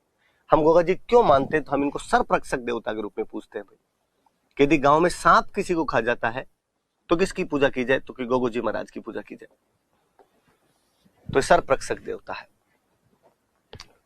पहले दिलीप सर जब हमें पढ़ाया करते तब सर हंसा करते थे कि भारत में 99.99% सांप में जहर होता ही नहीं है, इसलिए भारत में सांप के खाने से कोई आदमी मर ही नहीं सकता। तो हमें लगता है सर ऐसे कैसे, हमने तो गांव में देखा है कि सांप के खाने से मर जाता है आदमी। तो सर कहते होता क्या है कि जब बंदे को सांप खाता है तो वो डर जाता है बहुत ज्यादा, तो वास्तव में डेथ उसकी डर की वजह से होती है कि सांप खा गया, बस वो डर जो होता है बहुत भयानक होता है। और जब बंदे को हॉस्पिटल लेके जाते हो तो उसके हार्ट बीटन प्लस रेटन सब बढ़ी हुई रहती है डर के मारे, और डेथ की संभावना बढ़ जाती है। और जब उसे आप मंदिर लेके जाते हो तो उसे थोड़ा सांत्वना मिलती है, कहीं ना कहीं उसको दिमाग में कई ऐसी धारणाएं बातें होती है कि गोगा जी महाराज, तेजाजी महाराज ये सब सांपों से बचा लेते हैं, तो वो आदमी जो है वो थोड़ा अच्छा फील करता है, थोड़ा हार्ट बीट प्लस रेट थोड़ी सही आ जाती है और मरने की संभावनाएं कम हो जाती है, वरना हार्ट अटैक से आदमी मर जाता है। ऐसा दिलीप सर कहते थे हमको। मैं ऐसा मानता हूँ कि गोगा जी महाराज ठीक कर देते होंगे उनके मंदिर पे ले जाने से, इसलिए बंदा ठीक हो जाता होगा। क्योंकि मेरा गांव गोगा जी महाराज के ददरेवा से बहुत नजदीक पड़ता है। मैं गोगा जी महाराज के खिलाफ कोई स्टेटमेंट जारी करके जाऊंगा आज साथ सलाम महाराज शाम कोई नागराज आए हुए तैयार मिले, ऐसा नहीं होना चाहिए। तो मेरा ऐसा मानना, आप अपने हिसाब से देख लेना, सहूलियत के अनुसार जो मानना चाहो वो मान लेना। आप सर्परक्षक देवता के रूप में पूछते हैं। सांप से डर सबको लगता था, सबको लगता। तो राजस्थान में सबसे अधिक मंदिर यदि किसी लोक देवता के तो गोगा जी महाराज के, जटे जटे खेजड़ी न बटे बटे गोगो, कि जहां जहां खेजड़ी है वहां वहां गोगा जी के मंदिर मिल जाएंगे। तो गोगा जी के जो मंदिर है वो खेजड़ी के पेड़ के नीचे बनाए जाते हैं, खेजड़ी वृक्ष के नीचे हमेशा मंदिर मिलेंगे आपको गोगा जी के। अब ये भी मुझे लगता है यार इसमें कई याद करने वाली बात है। राजस्थान में खेजड़ी थी तो खेजड़ी के नीचे बनाएंगे। कौन से यहाँ पे पपीते थे जो उनके नीचे मंदिर बना लेते हैं अपने, तो खेजड़ी के नीचे उनके मंदिर बने हुए रहते हैं। मेड़ी होती है गोगा जी महाराज की, जो मेड़ी बनी हुई रहती है। एक राइटर है कवि मेह, और कवि मेह ने एक बुक लिखी है, ये याद रखना, गोगा जीरा रसावला।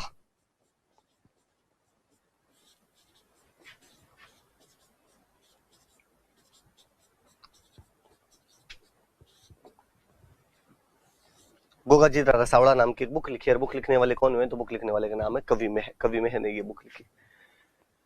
ये जो गोगामेड़ी वाला मंदिर है इसके लिए कहा जाता है कि ये मकबरा शैली में बना हुआ है।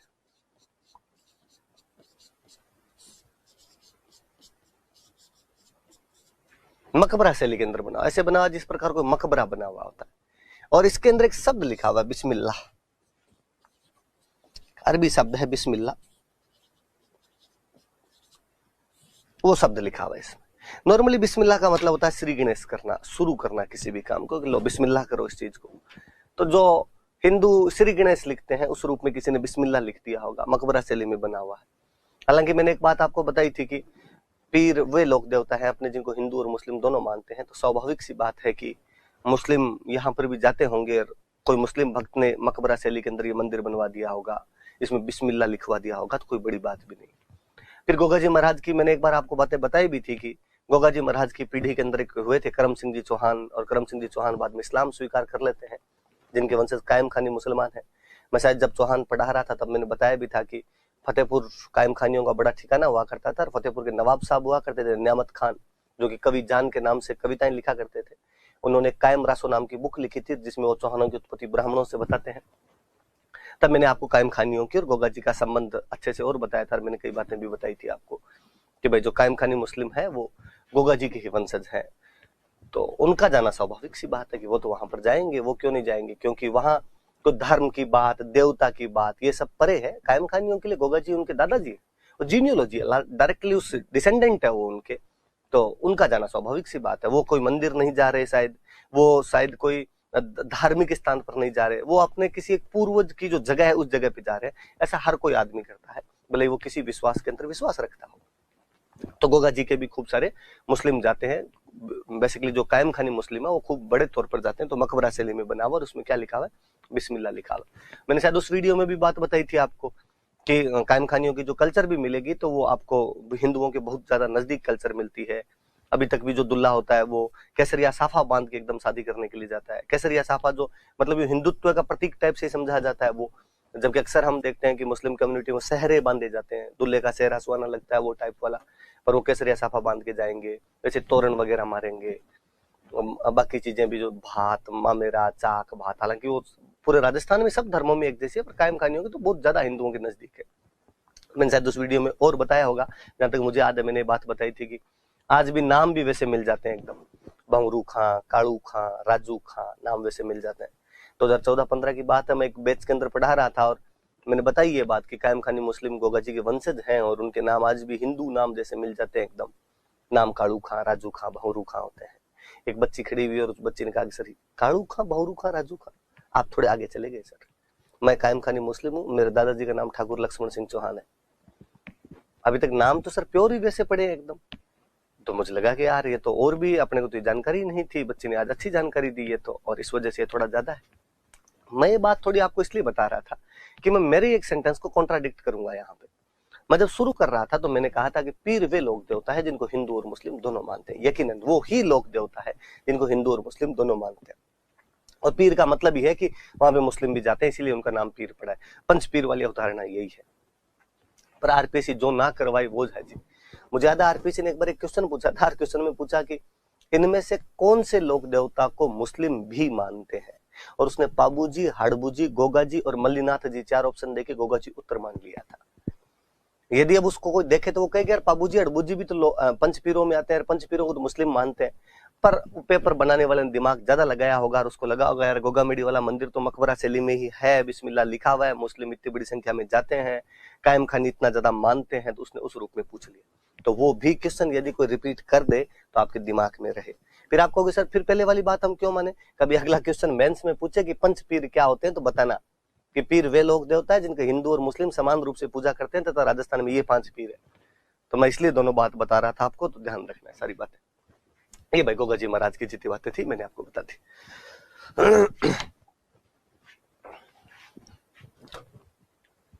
आगे हड़बूज एक लोक देवता और भाई हड़बूजी महाराज।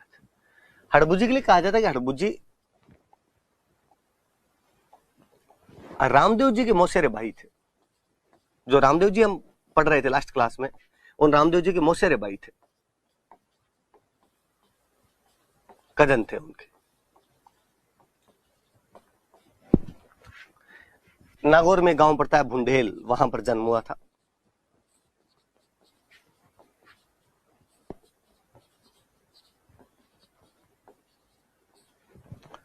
पिता की मृत्यु हो गई थी। पिता की मृत्यु के बाद में जोधपुर में एक जगह पड़ती है हरभम जाल, वहां पर जाकर रहने लग गए थे।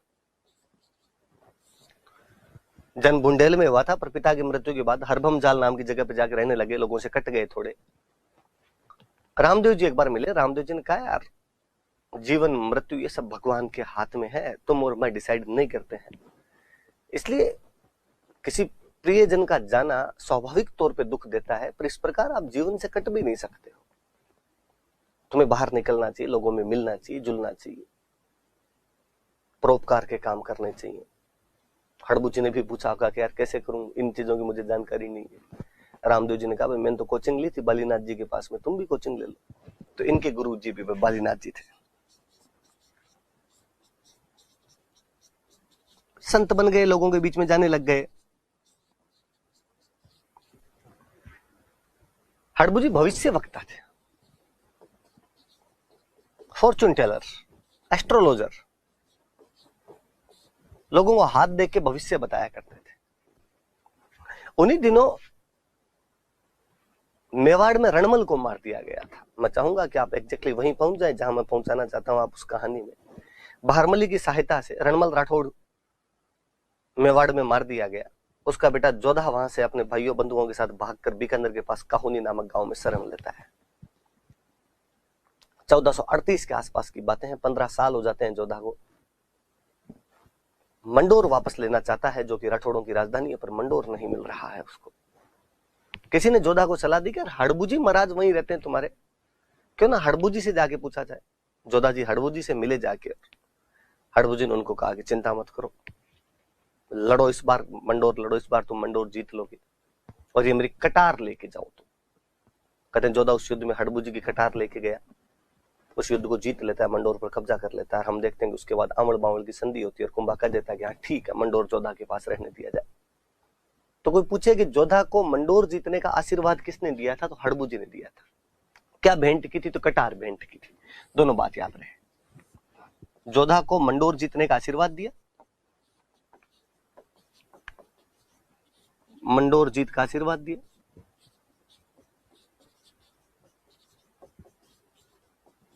और अपनी कटार भेंट की थी। डेगर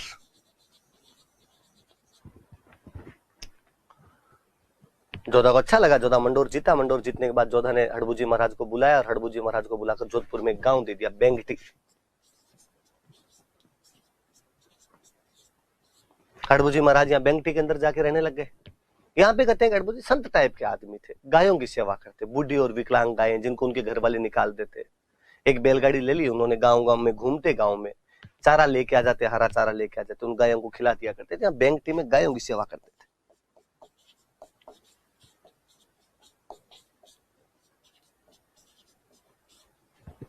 गायों की सेवा किया करते। वो जब मरे तो लोगों ने उनकी जो बैलगाड़ी थी जिसमें वो चारा लेके आते थे, उस बैलगाड़ी की पूजा करनी शुरू कर दी इस बेंगटी में। बुलक कार्ड जो उनकी थी, बैलगाड़ी जो थी, उस बैलगाड़ी की पूजा करने लग गए थे लोग। गाड़ी की भाई है ना, बैल तो मर गया था। कईयों को लगता है कि अच्छा बैल अभी तक है क्या, बैलगाड़ी की पूजा करते हैं, बैल मर गया भाई, गाड़ी की जो कार्ट है उनकी, उसकी पूजा की जाती है। बाद में जोधपुर में एक राजा बने थे अजीत सिंह, और अजीत सिंह जी ने यहाँ पे मंदिर बनवा दिया था। तो इस बेंगटी में मंदिर का निर्माण तो बाद में अजीत सिंह जी ने करवाया था। हड़बुजी महाराज की जो सवारी है, उनका जो वाहन है, वो माना जाता है सियार उनका वाहन है, विकल सियार को माना जाता है। याद रहे तमाम बातें आपके कि रामदेव जी के मौसेरे भाई थे, जन्म भुंडेल में हुआ था। पिता की मृत्यु के बाद हरभम जाल नाम की जगह पे जाके रहने लग गए थे। रामदेव जी के समझाने पर बाद में जीवनचर्या में लौटे और बालीनाथ जी को अपना गुरु बनाया। भविष्य वक्ता हुआ करते थे। जोधा जी को मंडोर जीतने का आशीर्वाद दिया, अपनी कटार भेंट की। जोधा जी मंडोर जीतने के बाद उन्हें जोधपुर में गांव देते हैं बेंगटी। इस गांव में वो बूढ़ी गायों की सेवा करते थे। एक बैलगाड़ी लेकर चारा मांग के लाया करते थे, चारा खिलाते गायों को। उनकी मृत्यु के बाद लोगों ने उस बैलगाड़ी की पूजा करनी शुरू कर दी। कालांतर में जोधपुर महाराजा अजीत सिंह जी ने यहाँ पर मंदिर का निर्माण करवा दिया था, और उनकी सवारी जो है वो सियार उनकी सवारी मानी जाती है। एक पंचपीरों में से एक और मेहाजी मांग लिया। नॉर्मल 3-4 सी बातें याद रखेंगे। एक तो इनका जो मंदिर है वो जोधपुर में एक गांव पड़ता है बापिणी। बापिणी में इनका मंदिर है जोधपुर। मेला लगता है वहां पे जन्माष्टमी वाले दिन। आपके दिमाग में आना चाहिए कि जन्माष्टमी कब आती है, मेरे बिना बताए।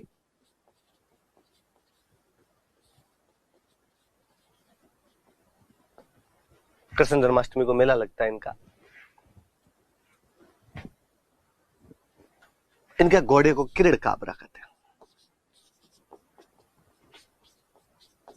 घोड़े का नाम किरीड़ काबरा था। 2-3 बातें और सीधी सीधी। एक तो मारवाड़ में एक राजा हुए थे राव चुंडा, जिनके लिए हम पढ़ते हैं कि उन्होंने मंडोर को राजधानी बनाई थी। ये राव चुंडा के समकालीन थे, उनके कंटेम्पररी थे ये। जिस समय आपके मारवाड़ में राव चुंडा था, उसी टाइम मेहाजी मांगलिया यहाँ जोधपुर के अंदर। जैसलमेर का एक बंदा था राणक देव भाटी, उसके खिलाफ लड़ते हुए मारे गए थे। राणक देव भाटी से युद्ध किया। राणक देव भाटी जैसलमेर का था, उसे युद्ध किया था और उस युद्ध में शहीद हो गए थे।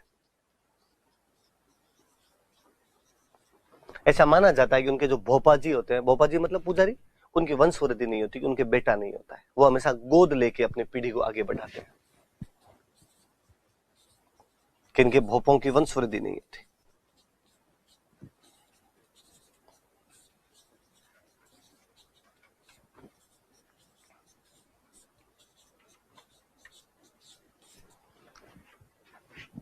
मंदिर बापिणी जोधपुर में बना हुआ है। मेला कृष्ण जन्माष्टमी को लगता है। घोड़े का नाम किरण काबरा है।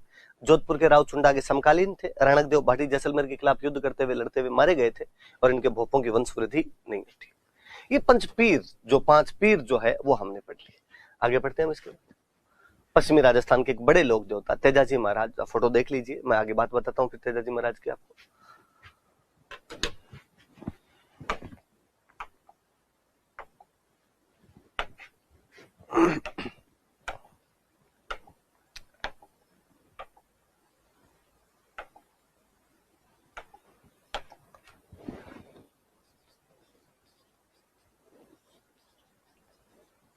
नॉर्मल मैं कुछ बात बताऊं तो मैं कहूँ तेजाजी महाराज का जन्म एक जाट परिवार में हुआ था।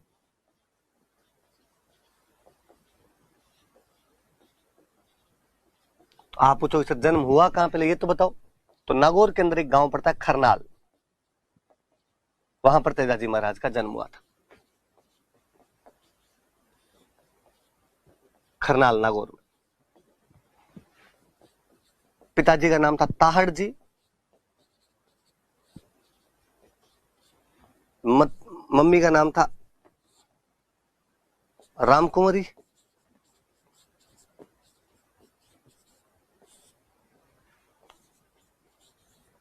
पत्नी का नाम था पेमल दे।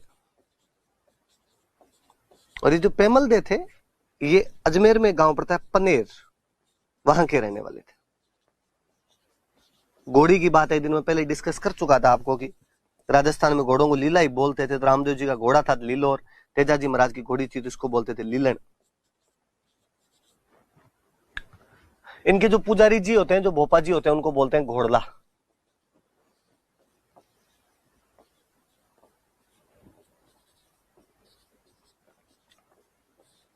नॉर्मली ये जानकारियां थोड़ी याद रखें कि खरनाल के अंदर एक जाट परिवार में जन्म हुआ था। पिताजी का नाम ताहड़ जी है, मम्मी का नाम रामकुंवरी है, पत्नी का नाम पेमल दे था, जो कि अजमेर के पनेर नाम की जगह के रहने वाले थे।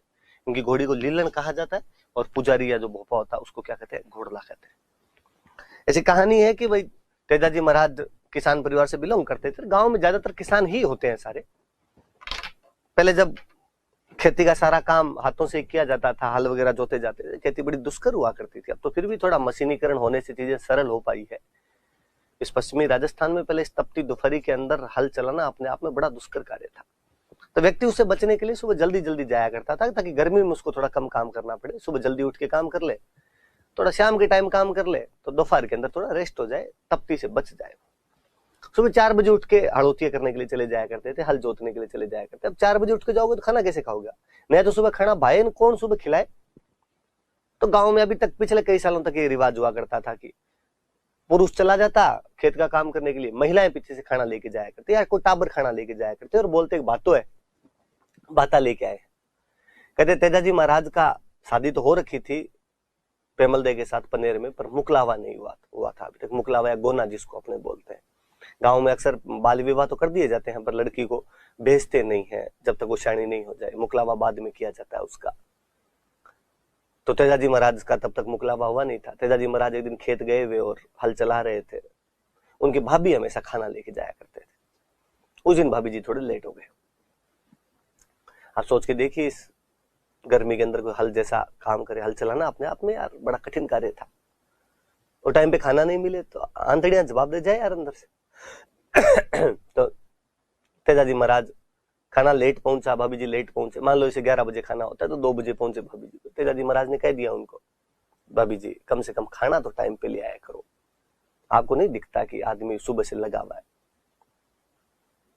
भाभी जी ने वापस डायलॉग दिए और भाभी जी ने कहा, इतने गर्म फल के खाने हैं ना तो खुद बड़े लेके आओ, मेरे से तो ऐसे ही लाया जाएगा। इस बार तेजाजी का ईगो हर्ट हुआ और तेजाजी ने कहा, अब तो खाना खाएंगे तो खुद बड़ी के हाथ का ही खाएंगे, आपका लो टिफिन ही पैक रख लो बोले। पनेर ससुराल था। कहते हैं तेजाजी अपने पत्नी पेमल दे को लाने के लिए पनेर के लिए रवाना हुए। मुकलावा लेने जा रहे थे। पहली बार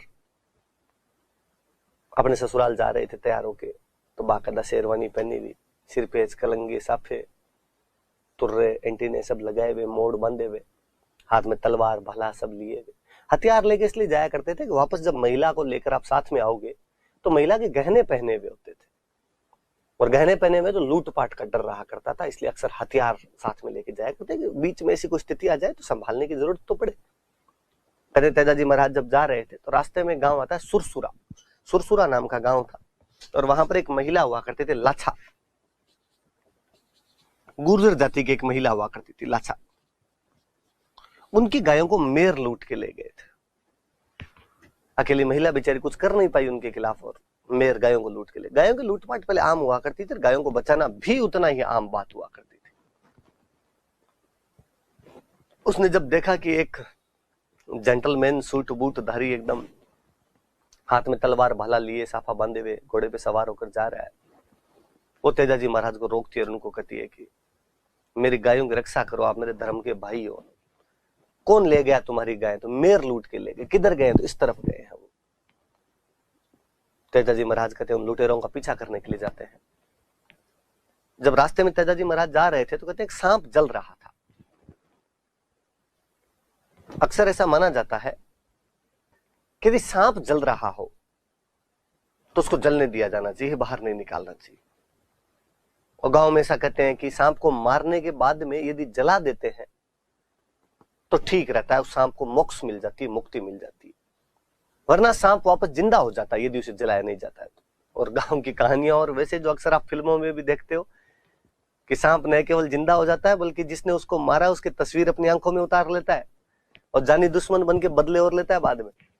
तो अक्सर गाँव में सांप को मरने के बाद जला दिया जाता है। तेजाजी महाराज जब गायों की रक्षा के लिए जा रहे थे, लाछा गुजरी की गायें बचाने के लिए, रास्ते में उन्होंने देखा कि एक सांप जल रहा है। भूलवश उन्होंने अपने भाले से उस सांप को बाहर निकाल दिया। वासुकी नाग, बासक नाग बाहर निकाला और उसने तेजाजी को कहा यार ये काम तो बहुत गलत किया, मुझे तो मोक्ष मिलने वाली थी, पहुंचने वाला ही था मैं, तो तूने बीच में अड़ंगा लगाया इस बात के लिए। तो तेजाजी महाराज ने कहा सॉरी यार, मुझे पता ही नहीं था, मुझे लगा तू जल रहा है इसके अंदर। उसने कहा सजा मिलेगी इस बात की। तेजाजी ने कहा कि मैंने अपराध किया है, तुम्हारे खिलाफ सजा भुगतने के लिए तैयार हूं, पर पहले मैं लाछा गुजरी को वचन दे के आया हूं कि उसकी गायें बचाऊंगा। एक बार मुझे गायों के लिए जाने दे, तू वापस आऊंगा मैं तेरे, तू कहेगा वैसे कर लूंगा। सांप ने कहा ठीक। तेजाजी महाराज गए, गायों को वास्तव में बचा के लाते हैं उस युद्ध के अंदर, जीतते हैं उस युद्ध को, लाछा गुजरी की गायें बचाते हैं, पर युद्ध में घायल हो जाते हैं भयंकर। तेजाजी लड़े तो सामने वाले भी लड़ ही रहे थे, सामने वाले को गुब्बारे तो छोड़े नहीं होंगे, युद्ध किया बाकायदा, जगह जगह घाव लगे हुए एकदम। तो उस घायलावस्था में भी वचनों का पक्का वह व्यक्ति सांप के पास पहुंचा और उसको कहा कि मैंने तुम्हारे प्रति जो भी अपराध किया उसकी सजा भुगतने के लिए तैयार हूं। सांप ने कहा मैं और क्या सजा दे सकता हूं, मैं तो डंक मार सकता हूं, लेकिन डंक तेरे मारूं कहां, तेरे चारों शरीर पे खून खून है। तेजाजी महाराज ने कहा कि बाकी सब जगह तो सही है तेरी बात कि मेरे खून हो रखा है, पर जीभ जीभ पे तो खून नहीं होता है। कहते उस सांप ने उनकी जीभ पे डंक मारा था। आज दिन तक आप तेजाजी महाराज की कोई भी फोटो देखेंगे, उनमें जो नाग देवता उनके जीभ पर डंक मार रहे हैं। तेजाजी महाराज की मृत्यु उस युद्ध में घायल होने के बाद सांप के काटने से अजमेर में सुरसुरा नामक जगह पर हो गई थी। सांप के काटने से उनकी मृत्यु हुई। पर तेजाजी महाराज ने कहा कि आज मेरी मृत्यु जरूर सांप के काटने से हो रही है, लेकिन आज के बाद मैं किसी को सांप के काटने से मरने नहीं दूंगा। हम तेजाजी महाराज को सर्परक्षक देवता के रूप में पूजते हैं कि वो सर्परक्षक देवता, जिस प्रकार पाबूजी महाराज है, जिस प्रकार गोगा जी महाराज है, उसी प्रकार तेजाजी महाराज को भी हम सर्परक्षक देवता के रूप में पूजते हैं। कहते इन्होंने काला बाला से मुक्ति दिलाई थी, इसलिए इन्हें काला बाला का देवता भी कहा जाता है। किसान आज भी जब खेत में हल जोतता है तो तेजाजी महाराज के गीत गाता है।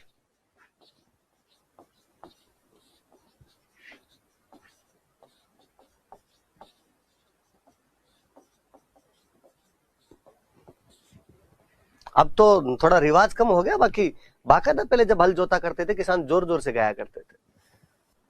कोई लाग्यो लाग्यो जेठ आषाढ़ कंवर तेजारे, लग तोड़ो लाग्यो सावण भादवो। जो जैसी राग उसको आया करती थी किसान उस राग में गाया करते थे। किसान ये मानता था कि तेजाजी महाराज राजी होंगे, तेजाजी महाराज बारिश करवाएंगे, बारिश होगी तो धरती से अनाज फूटेगा, अनाज चलेगा। तो किसानों के हल जोतते समय जो गीत गाए जाते हैं वो गीत कौन से होते हैं? तो तेजा गीत होते हैं। तेजाजी महाराज पर डाक टिकट जारी किया जा चुका है।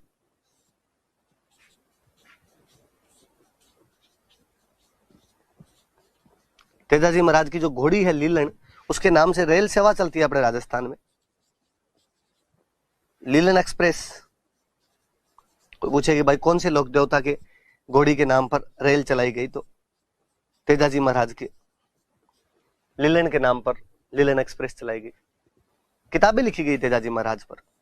किताब एक झुंझार तेजा, झुंझार हुए थे, झुंझार मतलब जुझारू प्रदर्शन किया। लज्जाराम मेहता ने बुक लिखी।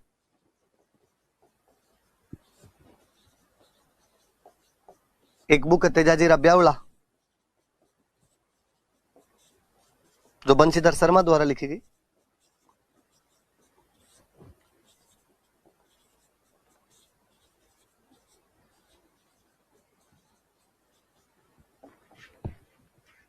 पहले ये मुख्य मंदिर सुरसुरा में हुआ करता था, लेकिन कहते हैं जोधपुर में महाराजा थे अभय सिंह, उनके टाइम में पर्वतसर के अंदर मुख्य मंदिर बनाया गया था। नागौर में पर्वतसर जगह पड़ती है जहां पर मुख्य मंदिर बनाया गया, जोधपुर महाराजा अभय सिंह के समय।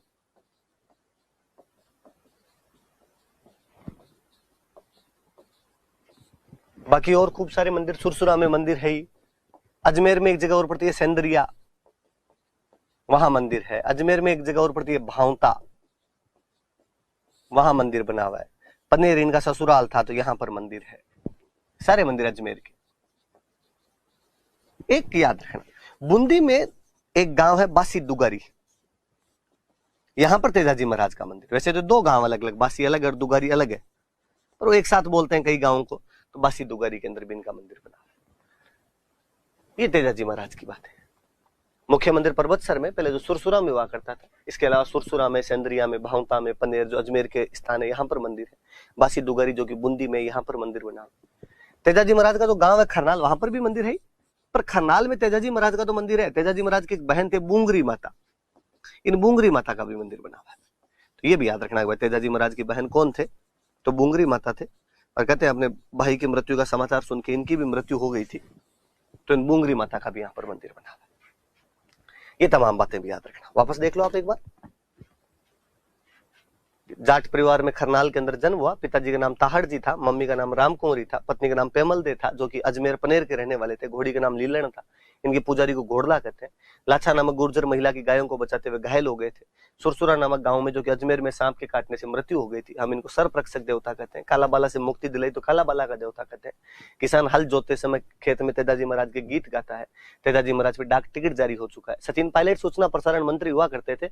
उस टाइम अपने राजस्थान के खूब सारे लोक देवताओं पे, किलों वगैरह पे डाक टिकट जारी कर दिए गए थे। 9, 10, 11 के आसपास में से खूब घटनाएं हुई थी। ये तो बहुत लॉकडाउन से जस्ट पहले की बात है। मुझे याद आती है कि लीलन एक्सप्रेस शुरू की गई थी अपने राजस्थान में। झुंझार तेजा नाम की बुक लज्जाराम मेहता ने लिखी है। तेजाजीरा ब्यावड़ा नामक पुस्तक बंशीधर शर्मा ने लिखी है। पर्वतसर में इनका मुख्य मंदिर है, जो कि अभय सिंह के टाइम में बनाया गया था। इसके अलावा सुरसुरा, सेंदरिया, भावता, पनेर जो अजमेर में यहाँ पर मंदिर बने हुए, बासी दुगारी जो कि बूंदी में यहाँ पर मंदिर है, खरनाल जो कि इनका गांव था, जन्म स्थान था, वहां पर इनकी बहन बूंगरी माता का मंदिर भी बना था। ये तेजाजी महाराज की बात है। बाजा बाजा ढोल,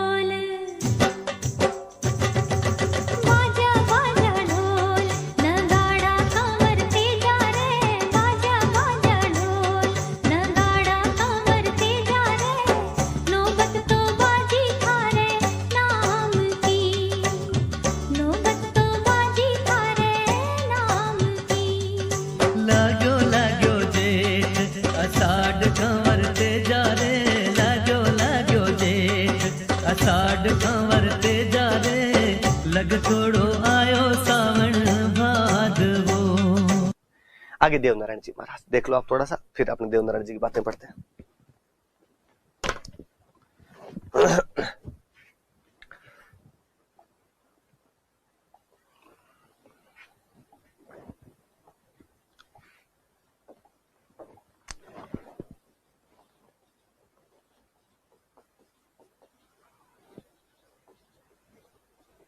वापस वही मैं थोड़ी बातें बताऊं। देवनारायण जी महाराज का जन्म बगड़ावत गुर्जर परिवार में हुआ था।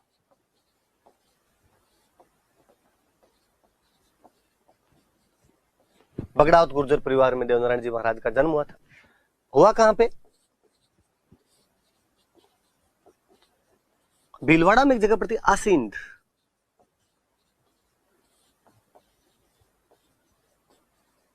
वहां पर इनका जन्म हुआ। इनके पिता का नाम था सवाई भोज। इनके पिता बड़े शक्तिशाली व्यक्ति थे। इनके पिता 24 भाई थे। आज भी गांव में 24 बगड़ावतों की कहानियां सुनाई जाती है। बगड़ावत परिवार में हुआ था तो बगड़ावत है, 24 बगड़ावतों की कहानियां। और इन सवाई भोज पे बगड़ावत नाम की एक बुक लिखी है लक्ष्मी कुमारी चुंडावत ने। राजस्थानी के अपने एक राइटर भी है लक्ष्मी कुमारी चुंडावत, उनकी बुक का नाम ही है बगड़ावत।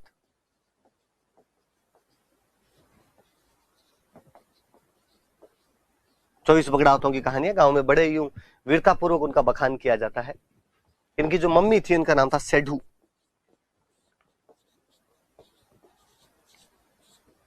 कहते हैं इनके पिता बिनाई का राजा था बाघ। बिनाई जो कि आपके अजमेर में जगह पड़ती है, वहां उस बाघ के खिलाफ एक युद्ध में लड़ते हुए मारे गए थे। इसलिए इनकी मम्मी सेडू जो थी वो इनको लेके मालवा की तरफ चले गए थे। वहां इनका ननिहाल हुआ करता था। वहां से वापस लौट रहे थे बाद में, तो वहीं मालवा में इनकी शादी हुई थी। पत्नी का नाम था पीपल दे।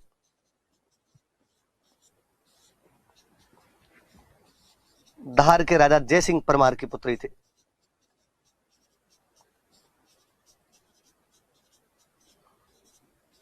धार में कोई जयसिंह परमार नाम के राजा थे, उनकी पुत्री थे पीपल दे।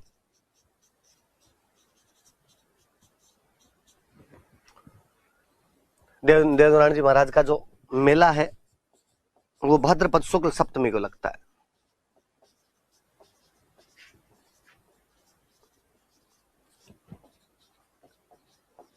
जैसे मैंने बताया था कि रामदेव जी को विष्णु का अवतार माना जाता है, देवनारायण जी महाराज को विष्णु का अवतार माना जाता है।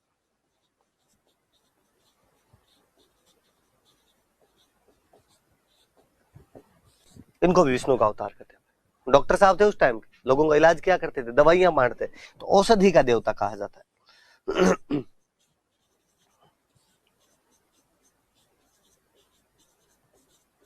औषधि का देवता, डेटी ऑफ मेडिसिन। नीम के पत्तों से दवाइयां बनाते थे, इसलिए मंदिर में नीम के पत्ते चढ़ाए जाते हैं।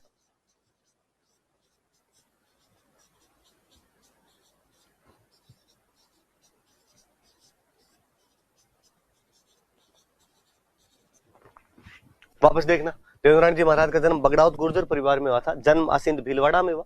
पिता का नाम सवाई भोज था। 24 बगड़ावतों की कहानियां बगड़ावत नाम की लक्ष्मी कुमारी चुंडावत की बुक में लिखी हुई है। माता का नाम सेडू था, पत्नी का नाम पीपल दे था, जो कि धार के जयसिंह परमार की पुत्री थे। मेला भाद्रपद शुक्ल सप्तमी को लगता है। इनको विष्णु का अवतार मानते हैं, डेटी ऑफ मेडिसिन या औषधि का देवता कहते हैं। इनके नीम के पत्ते चढ़ाए जाते हैं। हमारे क्वेश्चन बना हुआ है, क्यों बन गया, कैसे बन गया, अल्लाह जाने। कि इनके मंदिर में मूर्ति नहीं होती, ईंटों की पूजा की जाती है।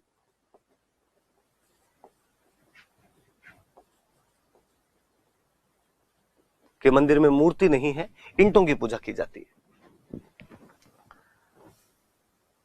हालांकि पहले अपने राजस्थान में जितने भी मंदिर हुआ करते थे, मूर्तियां होती ही नहीं थी। अपने गांव में मंदिरों में ईंटों की पूजा होती। मैंने तो जो भी गांव में मंदिर देखे उनमें भाटे ही देखे।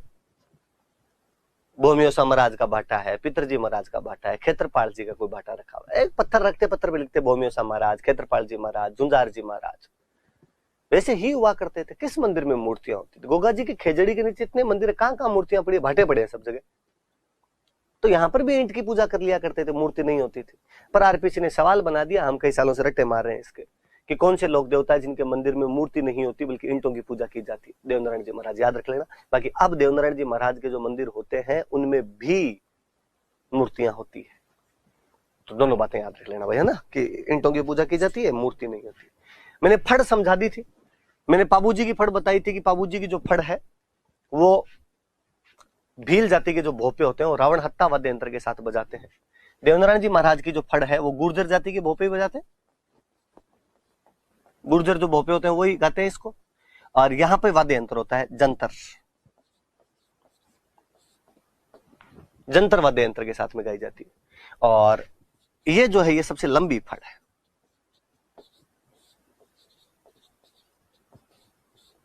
कहते हैं भाई प्रत्येक रात्रि को 3 पहर भी गाओ तो 6 महीने लग जाते हैं इस फड़ को गाने में, इतनी लंबी फड़ है।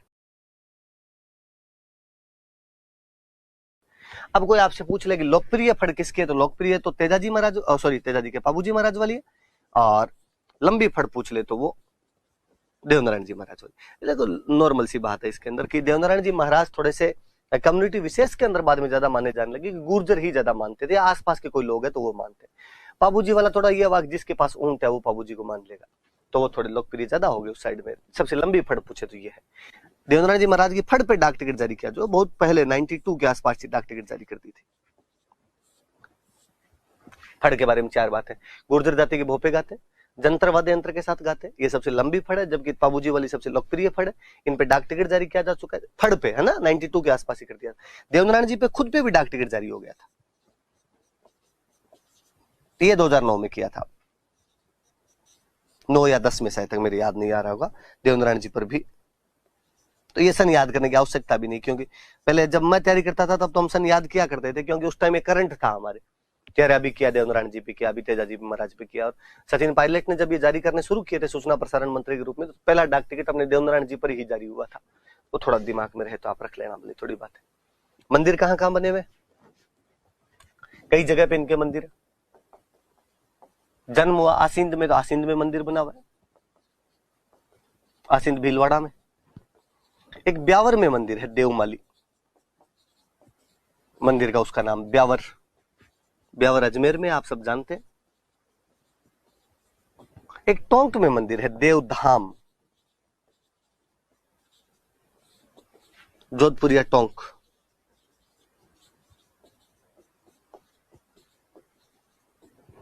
एक चित्तौड़ में मंदिर है देव डूंगरी।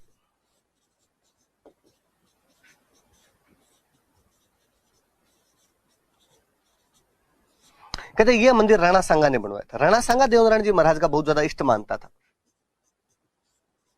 तो कोई पूछे कि मेवाड़ का कौन सा राणा देवनारायण जी महाराज का इष्ट मानता था, तो राणा सांगा जो था। ये भाई देवनारायण जी महाराज की बात है, वापस देख लो आप एक बार। बगड़ाउत गुर्जर परिवार में आसिंद में जन्म हुआ। पिताजी का नाम सवाई भोज, मम्मी का नाम सेठू। इनके पिताजी बिनाई के राजा बाघ के खिलाफ लड़ते हुए मारे गए थे। देवनारायण जी महाराज ने बदला लिया था बाद में उस बाघ को मार के। पत्नी का नाम पीपल दे, धार के जयसिंह परमार की पुत्री थी। बगड़ाउत नाम की बुक लक्ष्मी कुमारी चुंडावत ने लिखी है। मेला भाद्रपद शुक्ल सप्तमी को लगता है। विष्णु का अवतार मानते हैं, औषधि के देवता थे, नीम के पत्ते चढ़ते हैं मंदिर में, ईंटों की पूजा होती है, मूर्ति नहीं होती। फड़ गुर्जर जाति के भोपे जंत्र वाद्य यंत्र के साथ गाते हैं, जो कि सबसे लंबी फड़ है, जिस पर डाक टिकट भी जारी हो चुकी है। लोकप्रिय फड़ पाबूजी महाराज वाली है। देवनारायण जी की फड़ पे भी डाक टिकट जारी हो और इन पे खुद पे भी डाक टिकट जारी हो चुका है। मंदिर कहाँ कहाँ पे है, तो आसिंद भीलवाड़ा में होना ही है, देवमाली अजमेर में है, ब्यावर में, देवधाम जोधपुरिया टोंक में, देव डूंगरी चित्तौड़ में। चित्तौड़ वाला मंदिर राणा सांगा ने बनवाया था। कहते राणा सांगा इनका बहुत ज्यादा इष्ट मानता था। अब ये थोड़े बड़े लोक देवता थे अपने ना, तो पंचपीर मान लो, या बात तेजाजी महाराज और देवनारायण जी महाराज। देव बाबा अब इनके बारे में इतनी जानकारियां नहीं है अपने पास में, थोड़ी कम ही जानकारी। भरतपुर में जगह पड़ती है नंगला जहाज, वहां पर मंदिर है इनका।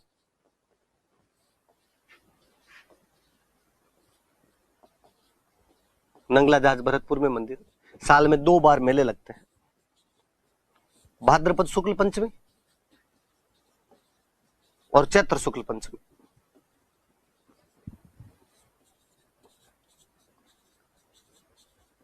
भाद्रपद शुक्ल पंचमी और चैत्र शुक्ल पंचमी को मेले लगते हैं इनके। आपके दिमाग में आना चाहिए कि भाद्रपद शुक्ल पंचमी को हमने पहले भी कुछ पढ़ा था क्या, तो आपके दिमाग में आएगा हाँ यार भाद्रपद शुक्ल पंचमी ऋषि पंचमी है। चैत्र शुक्ल पंचमी तो आपके दिमाग में आएगा गुलाबी गणगौर या चूनड़ी गणगौर। तो जब भी ऐसी तिथियां आई तो ये भी आप दिमाग में लाया करो। मैं अक्सर क्लास में जब पढ़ाता हूँ हंसता रहता हूँ कि देवनारायण जी महाराज का तो एमबीबीएस में सिलेक्शन हो गया था, तो वो तो डॉक्टर बन गए थे, औषधि के देवता है। देव बाबा ने भी तैयारी खूब अच्छी की थी, पर एमबीबीएस नहीं मिल पाया था, थोड़े से नंबर कम रह गए थे, तो वेटरनरी मिला था इनको। तो देव बाबा जो है पशु चिकित्सक है, वेटरनरी डॉक्टर थे भाई। और इनको यदि राजी करना हो तो 7 गाय चराने वालों को भोजन करा दो। 7 काउज हर्ट्समैन यदि भोजन करवा दिया जाता है उनको, तो देव बाबा राजी रहते हैं। केवल इतने इफेक्ट याद करने। मंदिर नंगला जहाज भरतपुर में है। भाद्रपद शुक्ल पंचमी और चैत्र शुक्ल पंचमी को वर्ष में 2 बार मेले लगते हैं। पशु चिकित्सक थे और 7 ग्वालों को भोजन करवाने पे राजी रहते हैं। देवता वासना भूखा, ऐसा वो बात है अपने आप। मल्लीनाथ, जहां तक मुझे याद है मैंने मल्लीनाथ जी के बारे में आपको पढ़ाया था कि मारवाड़ के राठौड़ राजा थे।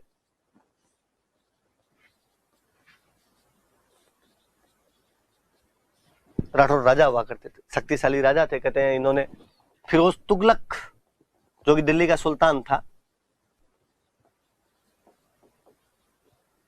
उसका मालवा का गवर्नर हुआ करता था निजामुद्दीन। उसकी सेना को हराया था और निजामुद्दीन की सेना 13 टुकड़ों में बंट के आई थी। उन 13 टुकड़ियों को हराया था। अक्सर पश्चिमी राजस्थान में कहते हैं 13 तुंगा भांजिया न माला सलखानी।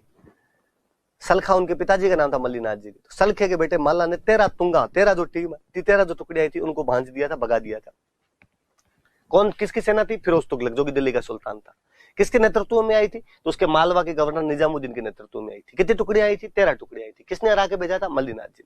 मल्लीनाथ जी कहाँ के राजा थे? तो मारवाड़ के राठौड़ राजा थे।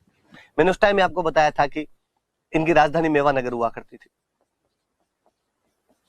ये तो इनके राजा वाली बात है। फिर अपने वो जो दूसरी बातें हैं कि भाई ये संत थे, लोक देवता थे, और केवल यही लोक देवता नहीं थे, इनकी जो रानी है रूपा दे, वो भी एक लोक देवी है। खुद ये लोक देवता थे। इनकी रानी रूपा दे है, वो लोक देवी रही है, या लोक देवी है। इनके गुरुजी हुआ करते थे उगम सिंह भाटी।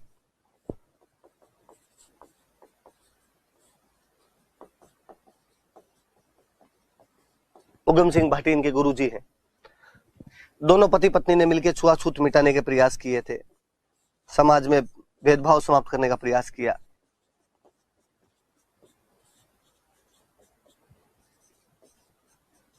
कहते हैं मल्लीनाथ जी महाराज ने 1399 में मारवाड़ में बहुत बड़े हरि कीर्तन का आयोजन करवाया था। तो कोई पूछे कब आयोजन करवाया हरि कीर्तन का? तो 1399 में करवाया था। और एक बात और याद रखने वाली सी, इनका मेला लगता है, मंदिर बना हुआ एक बाड़मेर में जगह पड़ती है तिलवाड़ा, वहां तिलवाड़ा में इनका मंदिर है। चैत्र कृष्ण एकादशी से शुक्ल एकादशी तक मेला लगता है। चैत्र कृष्ण एकादशी से शुक्ल एकादशी तक मेला लगता है। मल्लीनाथ जी जो कि मारवाड़ के राठौड़ राजा थे, जिनकी राजधानी मेवानगर थी, दिल्ली के सुल्तान फिरोज तुगलक के मालवा के गवर्नर निजामुद्दीन की 13 टुकड़ियों को हराते हैं, कालांतर में संत बन जाते हैं, उगम सिंह भाटी को अपना गुरु बनाते हैं। कालांतर में पश्चिमी राजस्थान में इनको तथा इनकी पत्नी रूपा दे की पूजा की जाती है। 1399 में इन्होंने मारवाड़ के सभी साधु संतों को इकट्ठा करके हरि कीर्तन का आयोजन करवाया था। दोनों पति पत्नी ने समाज में भेदभाव दूर करने का प्रयास किया था। तिलवाड़ा में इनका बहुत बड़ा मंदिर है, जहां पर चैत्र कृष्ण एकादशी से लेकर चैत्र शुक्ल एकादशी तक मेले का आयोजन किया जाता है, जो कि पशु मेला है। एक मल्लीनाथ पशु मेला लगता है। मैंने बताया था इनकी वजह से इस क्षेत्र को मालानी कहा जाता है। तो मालानी नस्ल के घोड़े यदि कहीं पे अच्छी तरीके से खरीद बिक्री होते हैं तो वो इस मल्लीनाथ पशु मेले के अंदर खरीद बिक्री की जाती है। ये भाई मल्लीनाथ जी महाराज। आगे आगे तल्लीनाथ जी। मैं बात को फिर यहां से शुरू करूं। मल्लीनाथ जी के एक भाई थे वीरमदेव जी। मल्लीनाथ जी ने अपने बाद अपने बेटे को राजा नहीं बनाया, अपने भाई वीरमदेव को राजा बना दिया। ये वीरमदेव गुजरात क्या, नागौर में जोइया राजपूत हुआ करते थे।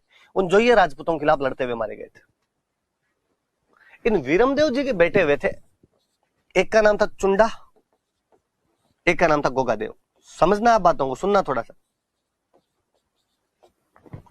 कि मल्लीनाथ जी ने अपने भाई वीरमदेव को राजा बनाया था, जो कि नागौर में जोइया राजपूतों के खिलाफ लड़ते हुए मारे गए थे। वीरमदेव का एक बेटा था चुंडा, एक बेटा था गोगादेव। ये जो चुंडा था ये तो आगे मारवाड़ के राजा बनते हैं आपके, जिनके बारे में हम हिस्ट्री के अंदर पढ़ चुके हैं कि इंदा प्रतिहारों ने अपनी राजकुमारी की शादी इनके साथ की थी और मंडोर दहेज के अंदर दिया था। जिन्होंने अपनी बेटी हंसाबाई की शादी मेवाड़ के राणा लाखा के साथ की थी।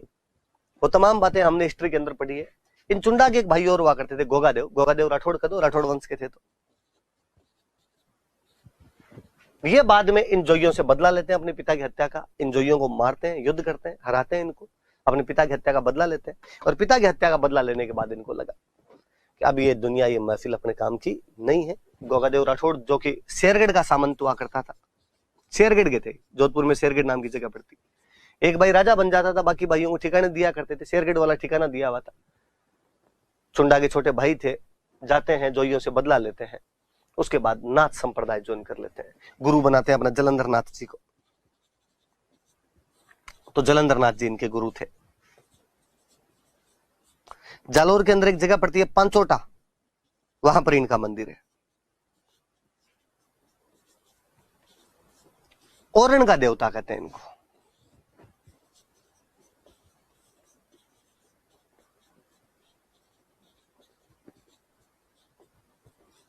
ओरण का देवता कहा जाता है। पहले मैं ये बताता हूं, फिर वापस चीजें समझाऊंगा। ओरण क्या होती है? मंदिरों के आसपास की वह जमीन जहां से पेड़ पौधे नहीं काटे जाते थे, ओरण कहलाती है। पश्चिमी राजस्थान की बड़ी विशेषता थी, लोग इस बात को समझते थे कि यार वैसे बरसात कम होती है और पेड़ पौधे और काट दिए गए तो बरसात होनी एकदम ही बंद हो जाएगी, इसलिए जब मंदिर बनाते तो उनके पास में ओरण रखी जाती थी। मंदिर के आसपास में कुछ जमीन छोड़ देते और ऐसा कहते कि इस जमीन से यदि किसी ने पेड़ पौधे काट लिए तो ये फलाना देवता इनको दोष देगा। तेजाजी महाराज की ओरण है, करणी माता की ओरण है, जाम्बूजी महाराज की ओरण है, ऐसे ओरण छोड़ दिया करते। और कहते हैं वो जो ओरण है, उन ओरण की रक्षा करने वाला यदि देवता किसी को माना जाता है तो तल्लीनाथ जी महाराज को माना जाता है।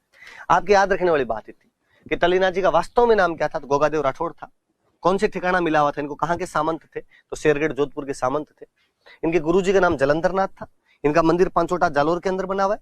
पांचोटा जालोर के अंदर जगह पड़ती है, वहां मंदिर है। इनको ओरण का देवता कहते हैं। इधर वाली बात याद रहे तो ठीक रहे कि ये मारवाड़ के राजा चुंडा के छोटे भाई थे और अपने पिता वीरमदेव की हत्या का बदला लिया था। जो यह राजपूत जो उन्होंने वीरमदेव को मार दिया था, उनको वापस युद्ध में हरा कर इन्होंने बदला लिया था और बाद में नाथ संप्रदाय ज्वाइन कर लिया था। तो ये दो याद रखना है। बिग्गाजी महाराज, बीकानेर में एक गांव पड़ता है रीडी, वहां रीडी के अंदर इनका मंदिर है। गायों की रक्षा के लिए लड़ते हुए शहीद हो गए थे। गायों की रक्षा पहले बहुत बड़ी बात थी भाई, गायों की रक्षा की थी। और जाटों में गोत्र होता जाखड़, जाखड़ इनको ज्यादा मानते हैं। जाखड़ समाज के कुल देवता है, उनके क्लैन डेटी है। तीन बातें याद रखनी केवल। रीडी बीकानेर में मंदिर है, गायों की रक्षा की थी, लड़ते हुए शहीद हुए थे युद्ध में। जाखड़ समाज जो है वो इनको अपना कुल देवता मानता है। पहले अपने भारत के एक बड़े नेता हुए बलराम जाखड़, अपने लोकसभा अध्यक्ष रहे थे, तो जो जाखड़ कम्युनिटी है वो इनको कुल देवता मानती। हरिराम जी महाराज, दो बातें मेरी बताई हुई है कि झोरड़ा नागौर में इनका मंदिर है। याद करो तो मैंने मेला भी बताया था भाद्रपद शुक्ल पंचमी का, भोजन थाली मेला कामा में, और हरिराम जी महाराज का मेला नागौर में। सर्प रक्षक देवता है, मैंने उस दिन भी ये थोड़ी थोड़ी बातें बताई थी।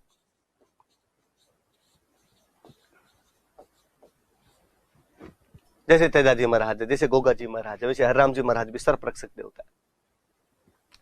और ऐसा कहते हैं कि इनके मंदिर में सांप के बिल की पूजा की जाती है। बिल को अपने हिंदी में तो बोलते हैं बाम्बी, तो सांप की बाम्बी की पूजा की जाती है। Hole of snake is worshipped in temple.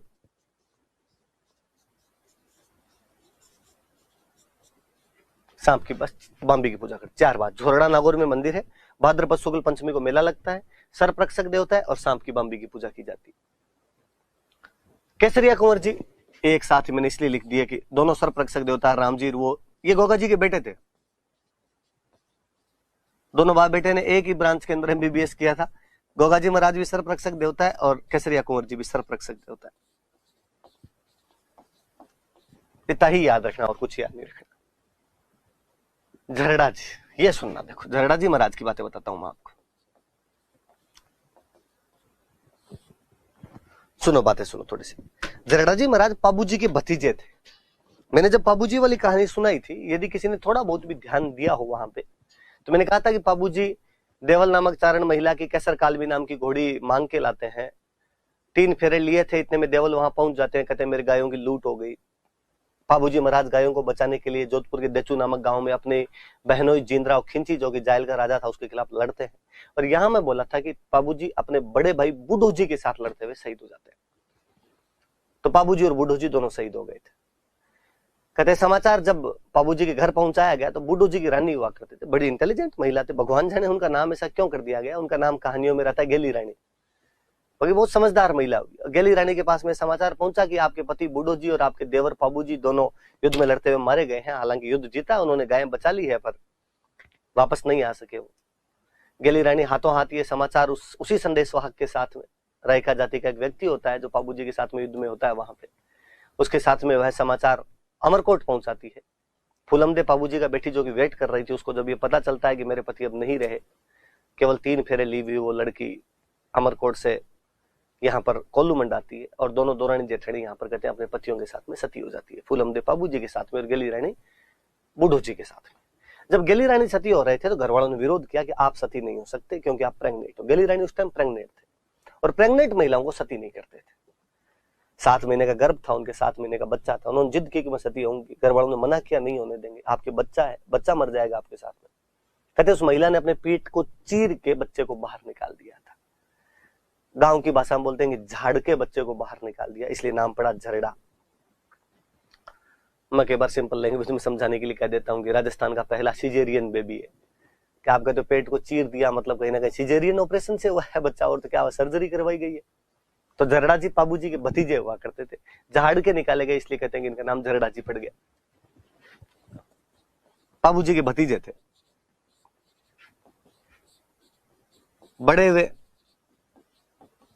बड़े होने के बाद इनको पता चला कि यार मेरे पापा को और मेरे चाचा जी को तो मेरे फूफा जी ने मार दिया था, जिंदराव खिंची ने मार दिया था। कहते हैं जाते हैं बाद में जिंदराव खिंची को मार देते हैं, अपने फूफा जिंदराव खिंची को मारकर अपने पिता और चाचा की हत्या का बदला लेते हैं।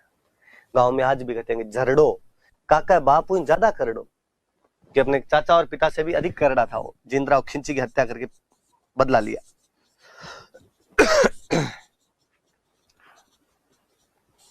जिंदराव खिंची की हत्या की और पिता व चाचा की हत्या का बदला लिया।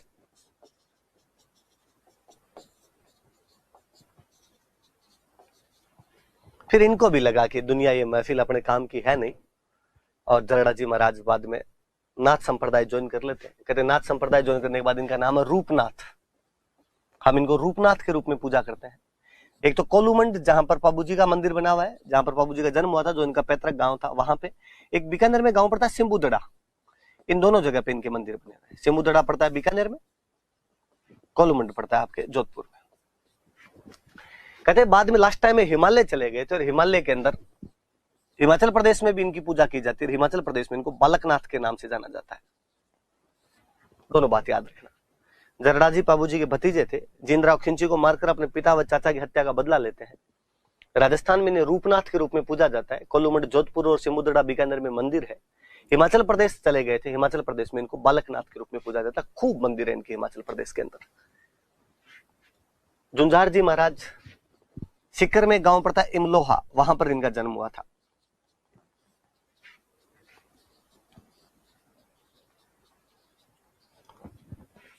सिक्कर में गांव पड़ता है शालोदड़ा, वहां पर इनका मंदिर है।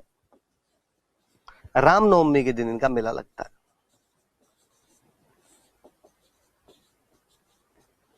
रामनवमी को इनका मेला लगता है। कहते हैं कि झुंझार जी महाराज की बारात वापस आ रही थी। झुंझार जी नाम है भाई इनका ना। बारात वापस आ रही थी, अपने दुल्हन को लेकर वापस आ रहे थे। इमलोहा गांव आना था जो इनका गांव था। रास्ते में शालोदड़ा गांव में वही गायों की लूट हो रही थी, गांव वाले लड़ रहे थे। बारातियों ने समझाया हमारा भी कर्तव्य, हमें भी लड़ना चाहिए। झुंझार जी और इनके 3 भाई वहां युद्ध लड़ते हैं। युद्ध में लड़ते हुए काम आ जाते हैं, लड़ते हुए मारे जाते हैं। झुंझार जी की पत्नी जो दुल्हन जो अभी तक अपने घर नहीं पहुंची थी, वो झुंझार जी के साथ में सती होती है। लोगों ने कालांतर में इन वीरों की पूजा करनी शुरू की। मंदिर में एक दुल्हा, एक दुल्हन और 3 भाइयों की मूर्तियां हैं।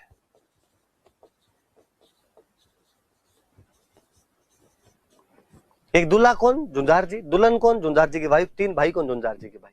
कोई आपसे पूछेगा कि कौन से मंदिर में दूल्हा दुल्हन तथा 3 भाइयों की मूर्तियां लगी हुई है, तो झुंझार जी के मंदिर में लगी हुई है। कहां पर है? शालोदड़ा सिक्कर। जन्म कहां पर हुआ था? इमलोहा में। शालोदड़ा में इनका मंदिर है। रामनवमी के दिन मेला लगता है। रामनवमी का सावा होता है, ब्याह शादियां वैसे ही होती है। तो एक दूल्हे की मूर्ति, एक दुल्हन की मूर्ति और 3 भाइयों की मूर्तियां झुंझार जी के मंदिर में।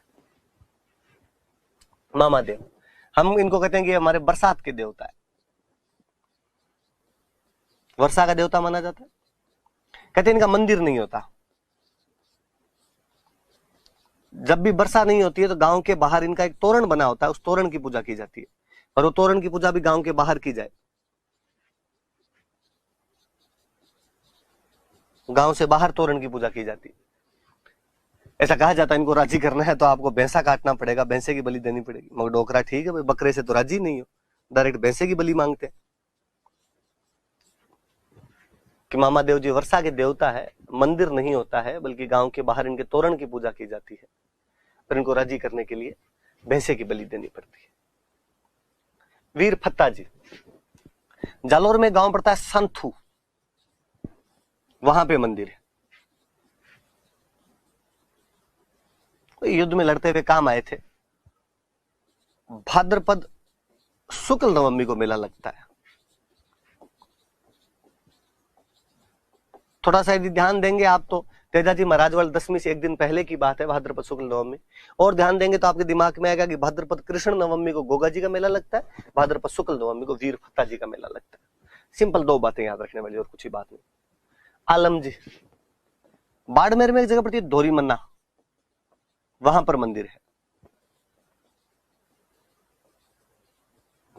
जिस प्रकार पाबूजी महाराज ऊंटों के देवता है, आलम जी महाराज घोड़ों के देवता है,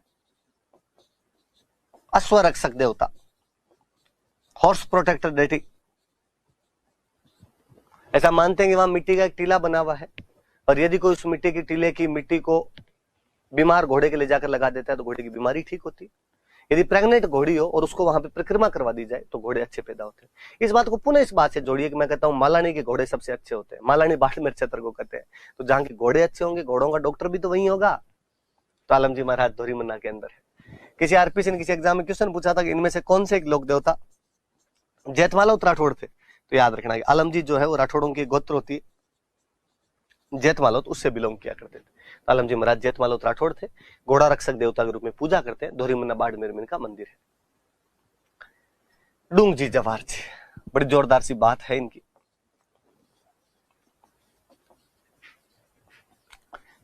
काका भतीजा थे। सिक्कर में गांव पड़ता है बाठौट पाटोदा, यहाँ के सामंत हुआ करते थे। हमने 57 की क्रांतियां पढ़ी, तब पढ़ा कि अंग्रेजों का राज आने के बाद में सामंतों की शक्तियां कमजोर हो गई थी, राजा शक्तिशाली होते जा रहे थे। तो सामंतों की शक्तियां जब कमजोर हुई, जयपुर रियासत के अधीन आया करते थे, तो बाद में इन्होंने सामंत वाले पद तो छोड़ दिए, इनका छोड़ो अपने, तो ये डाकू बन गए थे। और डाकू भी अच्छे वाले डाकू, अमीरों को लूट के गरीबों में धन बांट दिया करते थे, उस टाइप के डाकू। पूरी टीम थी इनके पास, सहयोगी थे इनके खूब सारे।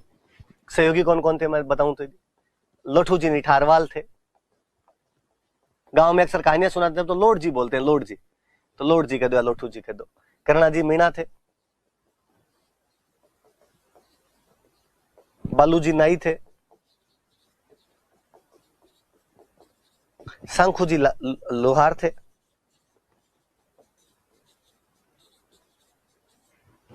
पूरी टीम हुआ करती थी, अमीरों को लूटते और गरीबों में धन बांट दिया करते। इसलिए लोगों ने बाद में इनको मानना और शुरू कर दिया था, अरे बड़े जोरदार आदमी है। और ऐसा कहा जाता है कि एक बार डूंगर सिंह रामगढ़ नाम की एक जगह पड़ती है शेखावाटी में, वहां के सेठ को लूटने के लिए गए थे, वहां पुलिस गिरफ्तार कर लेती। गिरफ्तार करके इनको आगरा की जेल के अंदर बंद कर दिया गया। उस आगरा की जेल में बंद कर दिया तो इन बाकी साथियों को लगा यार सरदार तो पकड़ा गया, तो गैंग खत्म हो गई इनकी। थोड़े दिनों बाद में होली का त्योहार था। होली के त्योहार पे बाकी वाले सारे लोग, जवाहर जी, करणो जी, लोठू जी, बालू जी, शंखू जी, ये सब बैठे बैठे और घर में होली की मजाक सजाक कर रहे, दारू वारू पी रहे कोई वहां बैठे बैठे। डूंगर सिंह वाइफ को बहुत बुरा लगा, डूंग जी का नाम डूंगर सिंह था पूरा। वो आई और उसने आके इनको डायलॉग सुना दी। उसने कहा शर्म नहीं आती, तुम्हारा सरदार वहां जेल के अंदर बंद बैठा है और तुम लोग यहाँ पे बैठ के दारू पी रहे। नहीं छुड़ाया जाए उस आदमी को, अंदर बैठ दो चूड़ियां पहन के, मैं छुड़वा लाऊंगा। लुगाई बेइज्जती करे तो दारू उतर जाए भाई। सबको जोश आया, वापस टीम को इकट्ठा किया, यहाँ से आगरा गए और आगरा किले के पास जाके बैठ गए। लॉर्ड जी लंबी चौड़ी पर्सनालिटी के मालिक हुआ करते थे। भगवान कपड़े पहने लॉर्ड जी ने, सफेद दाढ़ी बढ़ी हुई, बाबा बने हुए। अंग्रेजों की जेल हुआ करती थी आगरा के किले में। अंग्रेज भाग के आए, अंग्रेजों ने कहा कौन और तुम यहाँ कैसे बैठ गए? कहा साहब हम तो बारात लेके जा रहे थे, रास्ते में बीन मर गया, 12 दिन करेंगे यहाँ पे। अंग्रेजों ने वहां जो इंडियन अधिकारी थे उनसे पूछा क्या लफड़ा है तुम्हारे? वो सिपाही विपाही इंडियन थे, उन्होंने कहा साहब होते तो है हमारे, 12 दिन तो करने पड़ते। क्या करेंगे इनसे पूछो, करना क्या है? दिन में गरुड़ पुराण का वाचन कर लेंगे, शाम वाले टाइम को जागरण में लगा लेंगे, भगवान के नाम ले लेंगे 4। इंडियन सिपाहियों ने अंग्रेजों का यार नुकसान नहीं पहुंचाएंगे, बैठे रहने दो, बोले बैठे रहने दिया। लॉर्ड जी महाराज दिल्ली सबको भाषण सुनाया करते, गीता सुनाते सबको, मोह माया में कुछ नहीं रखा हुआ है, क्या लेके आए थे क्या लेके जाओगे। वो जो भारतीय सिपाही थे वो भी डेली आके बैठ जाते कि महाराज ढंग की बात बताते, चार अपने भी सुन ले। 11 दिन तक लगातार दिए उपदेश और 11वें दिन शाम को कहा भाई कल अपने जाएंगे, कल लास्ट दिन अपना, 12 दिन खत्म हो जाएंगे अपने। वो जो इंडियन सिपाही था कोई एक, वो जाके लॉर्ड जी महाराज के पैरों में पड़ा। उसने कहा लॉर्ड जी महाराज आपने इतनी भली भली बातें बताई, मेरे लायक कोई सेवा हो तो बताओ। लॉर्ड जी ने कहा हम साधु सन्यासी इन चीजों से ऊपर उठे हुए, हम क्या सेवा करवाएंगे साहब, फिर भी कोई बात हो तो बताओ, कुछ तो मेरे को काम दो आप। लॉर्ड जी ने कहा करना ही चाहता है तो बालक तुम्हारी जेल के अंदर मेरा एक चेला बंद है, मिलवा सकता है क्या। छोटी सी बात है, कल मिलवा दो। दूसरे दिन लॉर्ड जी जेल के अंदर पहुंचे और डूंगर सिंह वहां पे हथकड़ियों में पड़ा हुआ था। ऐसा कहा जाता है कि डूंगर सिंह उसी दिन ऑर्डर आए थे कि कल तुझे काले पानी की सजा होगी। काले पानी का मतलब था अंडमान निकोबार भेजेंगे। डूंगर सिंह बड़ी चिंता में व्यथित रूप में बैठा हुआ। लॉर्ड जी गए, लॉर्ड जी ने जाकर पूछा और वत्स क्या हाल चाल है तुम्हारे। डूंगर सिंह ने ऊपर देखा यार आदमी लॉर्ड जी यार कपड़े भगवान, वत्सन ऐसी बोली बोल रहे हैं, पर वो समझ गया कि बंदे ने कुछ ना कुछ तो कोतक किया ही होगा। उसने बाबा जी हालत खराब है, कल अंडमान निकोबार भेजेंगे, काले पानी भेज रहे हैं। लॉर्ड जी ने सिर पे हाथ फेरा, हाथ फेर कहा बालक चिंता मत करो, आज रात को तुम्हारे सारे कष्ट दूर हो जाएंगे। कहते उस रात को इन लॉर्ड जी, जवार जी, बालू जी, शंखू जी, इन सब ने मिलकर आगरा की जेल लूट ली थी। उस जेल में जितने कैदी थे सबको भगा दिया था वहां से। बाहर निकले और डूंगर सिंह ने कहा इन अंग्रेजों ने गिरफ्तार किया था, मेरे सीने में अंग्रेज धधक रहे हैं। आते टाइम रास्ते में अंग्रेजों की नसीराबाद छावनी लूट गए थे। अंग्रेजों को इस प्रकार से यदि किसी ने चैलेंज किया था तो वो ये डूंग जी, जवाहर जी, लॉर्ड जी, करुणा जी वाली टीम थी। कालांतर में लोगों ने इनको पूजना शुरू कर दिया, लोग देवता के रूप में पूजते हैं। पिछली बार मेंस में क्वेश्चन था डूंग जी, जवाहर जी के बारे में आप क्या जानते हैं, तो याद रखना भाई सारी बातें। तो इन्होंने आगरा की जेल लूट ली थी, अंग्रेजों की नसीराबाद छावनी लूट ली थी,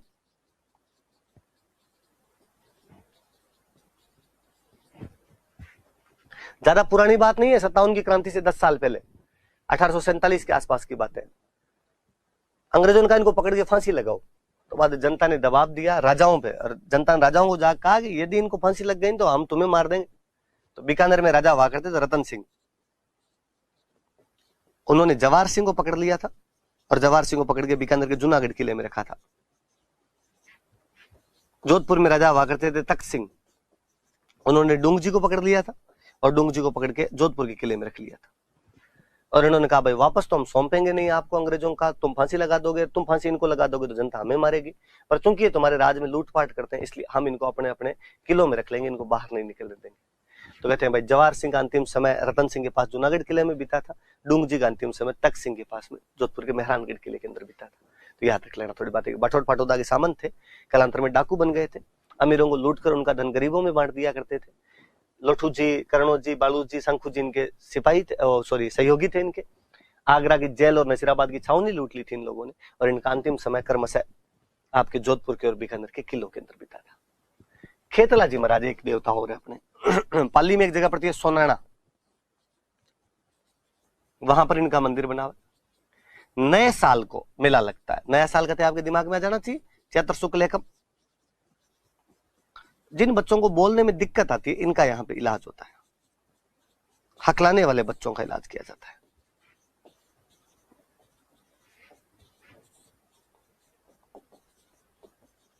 Children who stammer are treated here.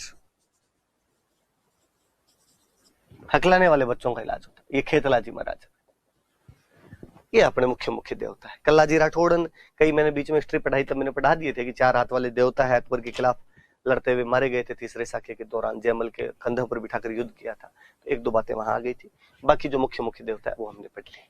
आप याद करना सारे के सारे देवता, क्वेश्चन पूछ ही लेते हैं, प्रिया मेंस में कोई ना कोई क्वेश्चन बन ही जाता है। Thank you.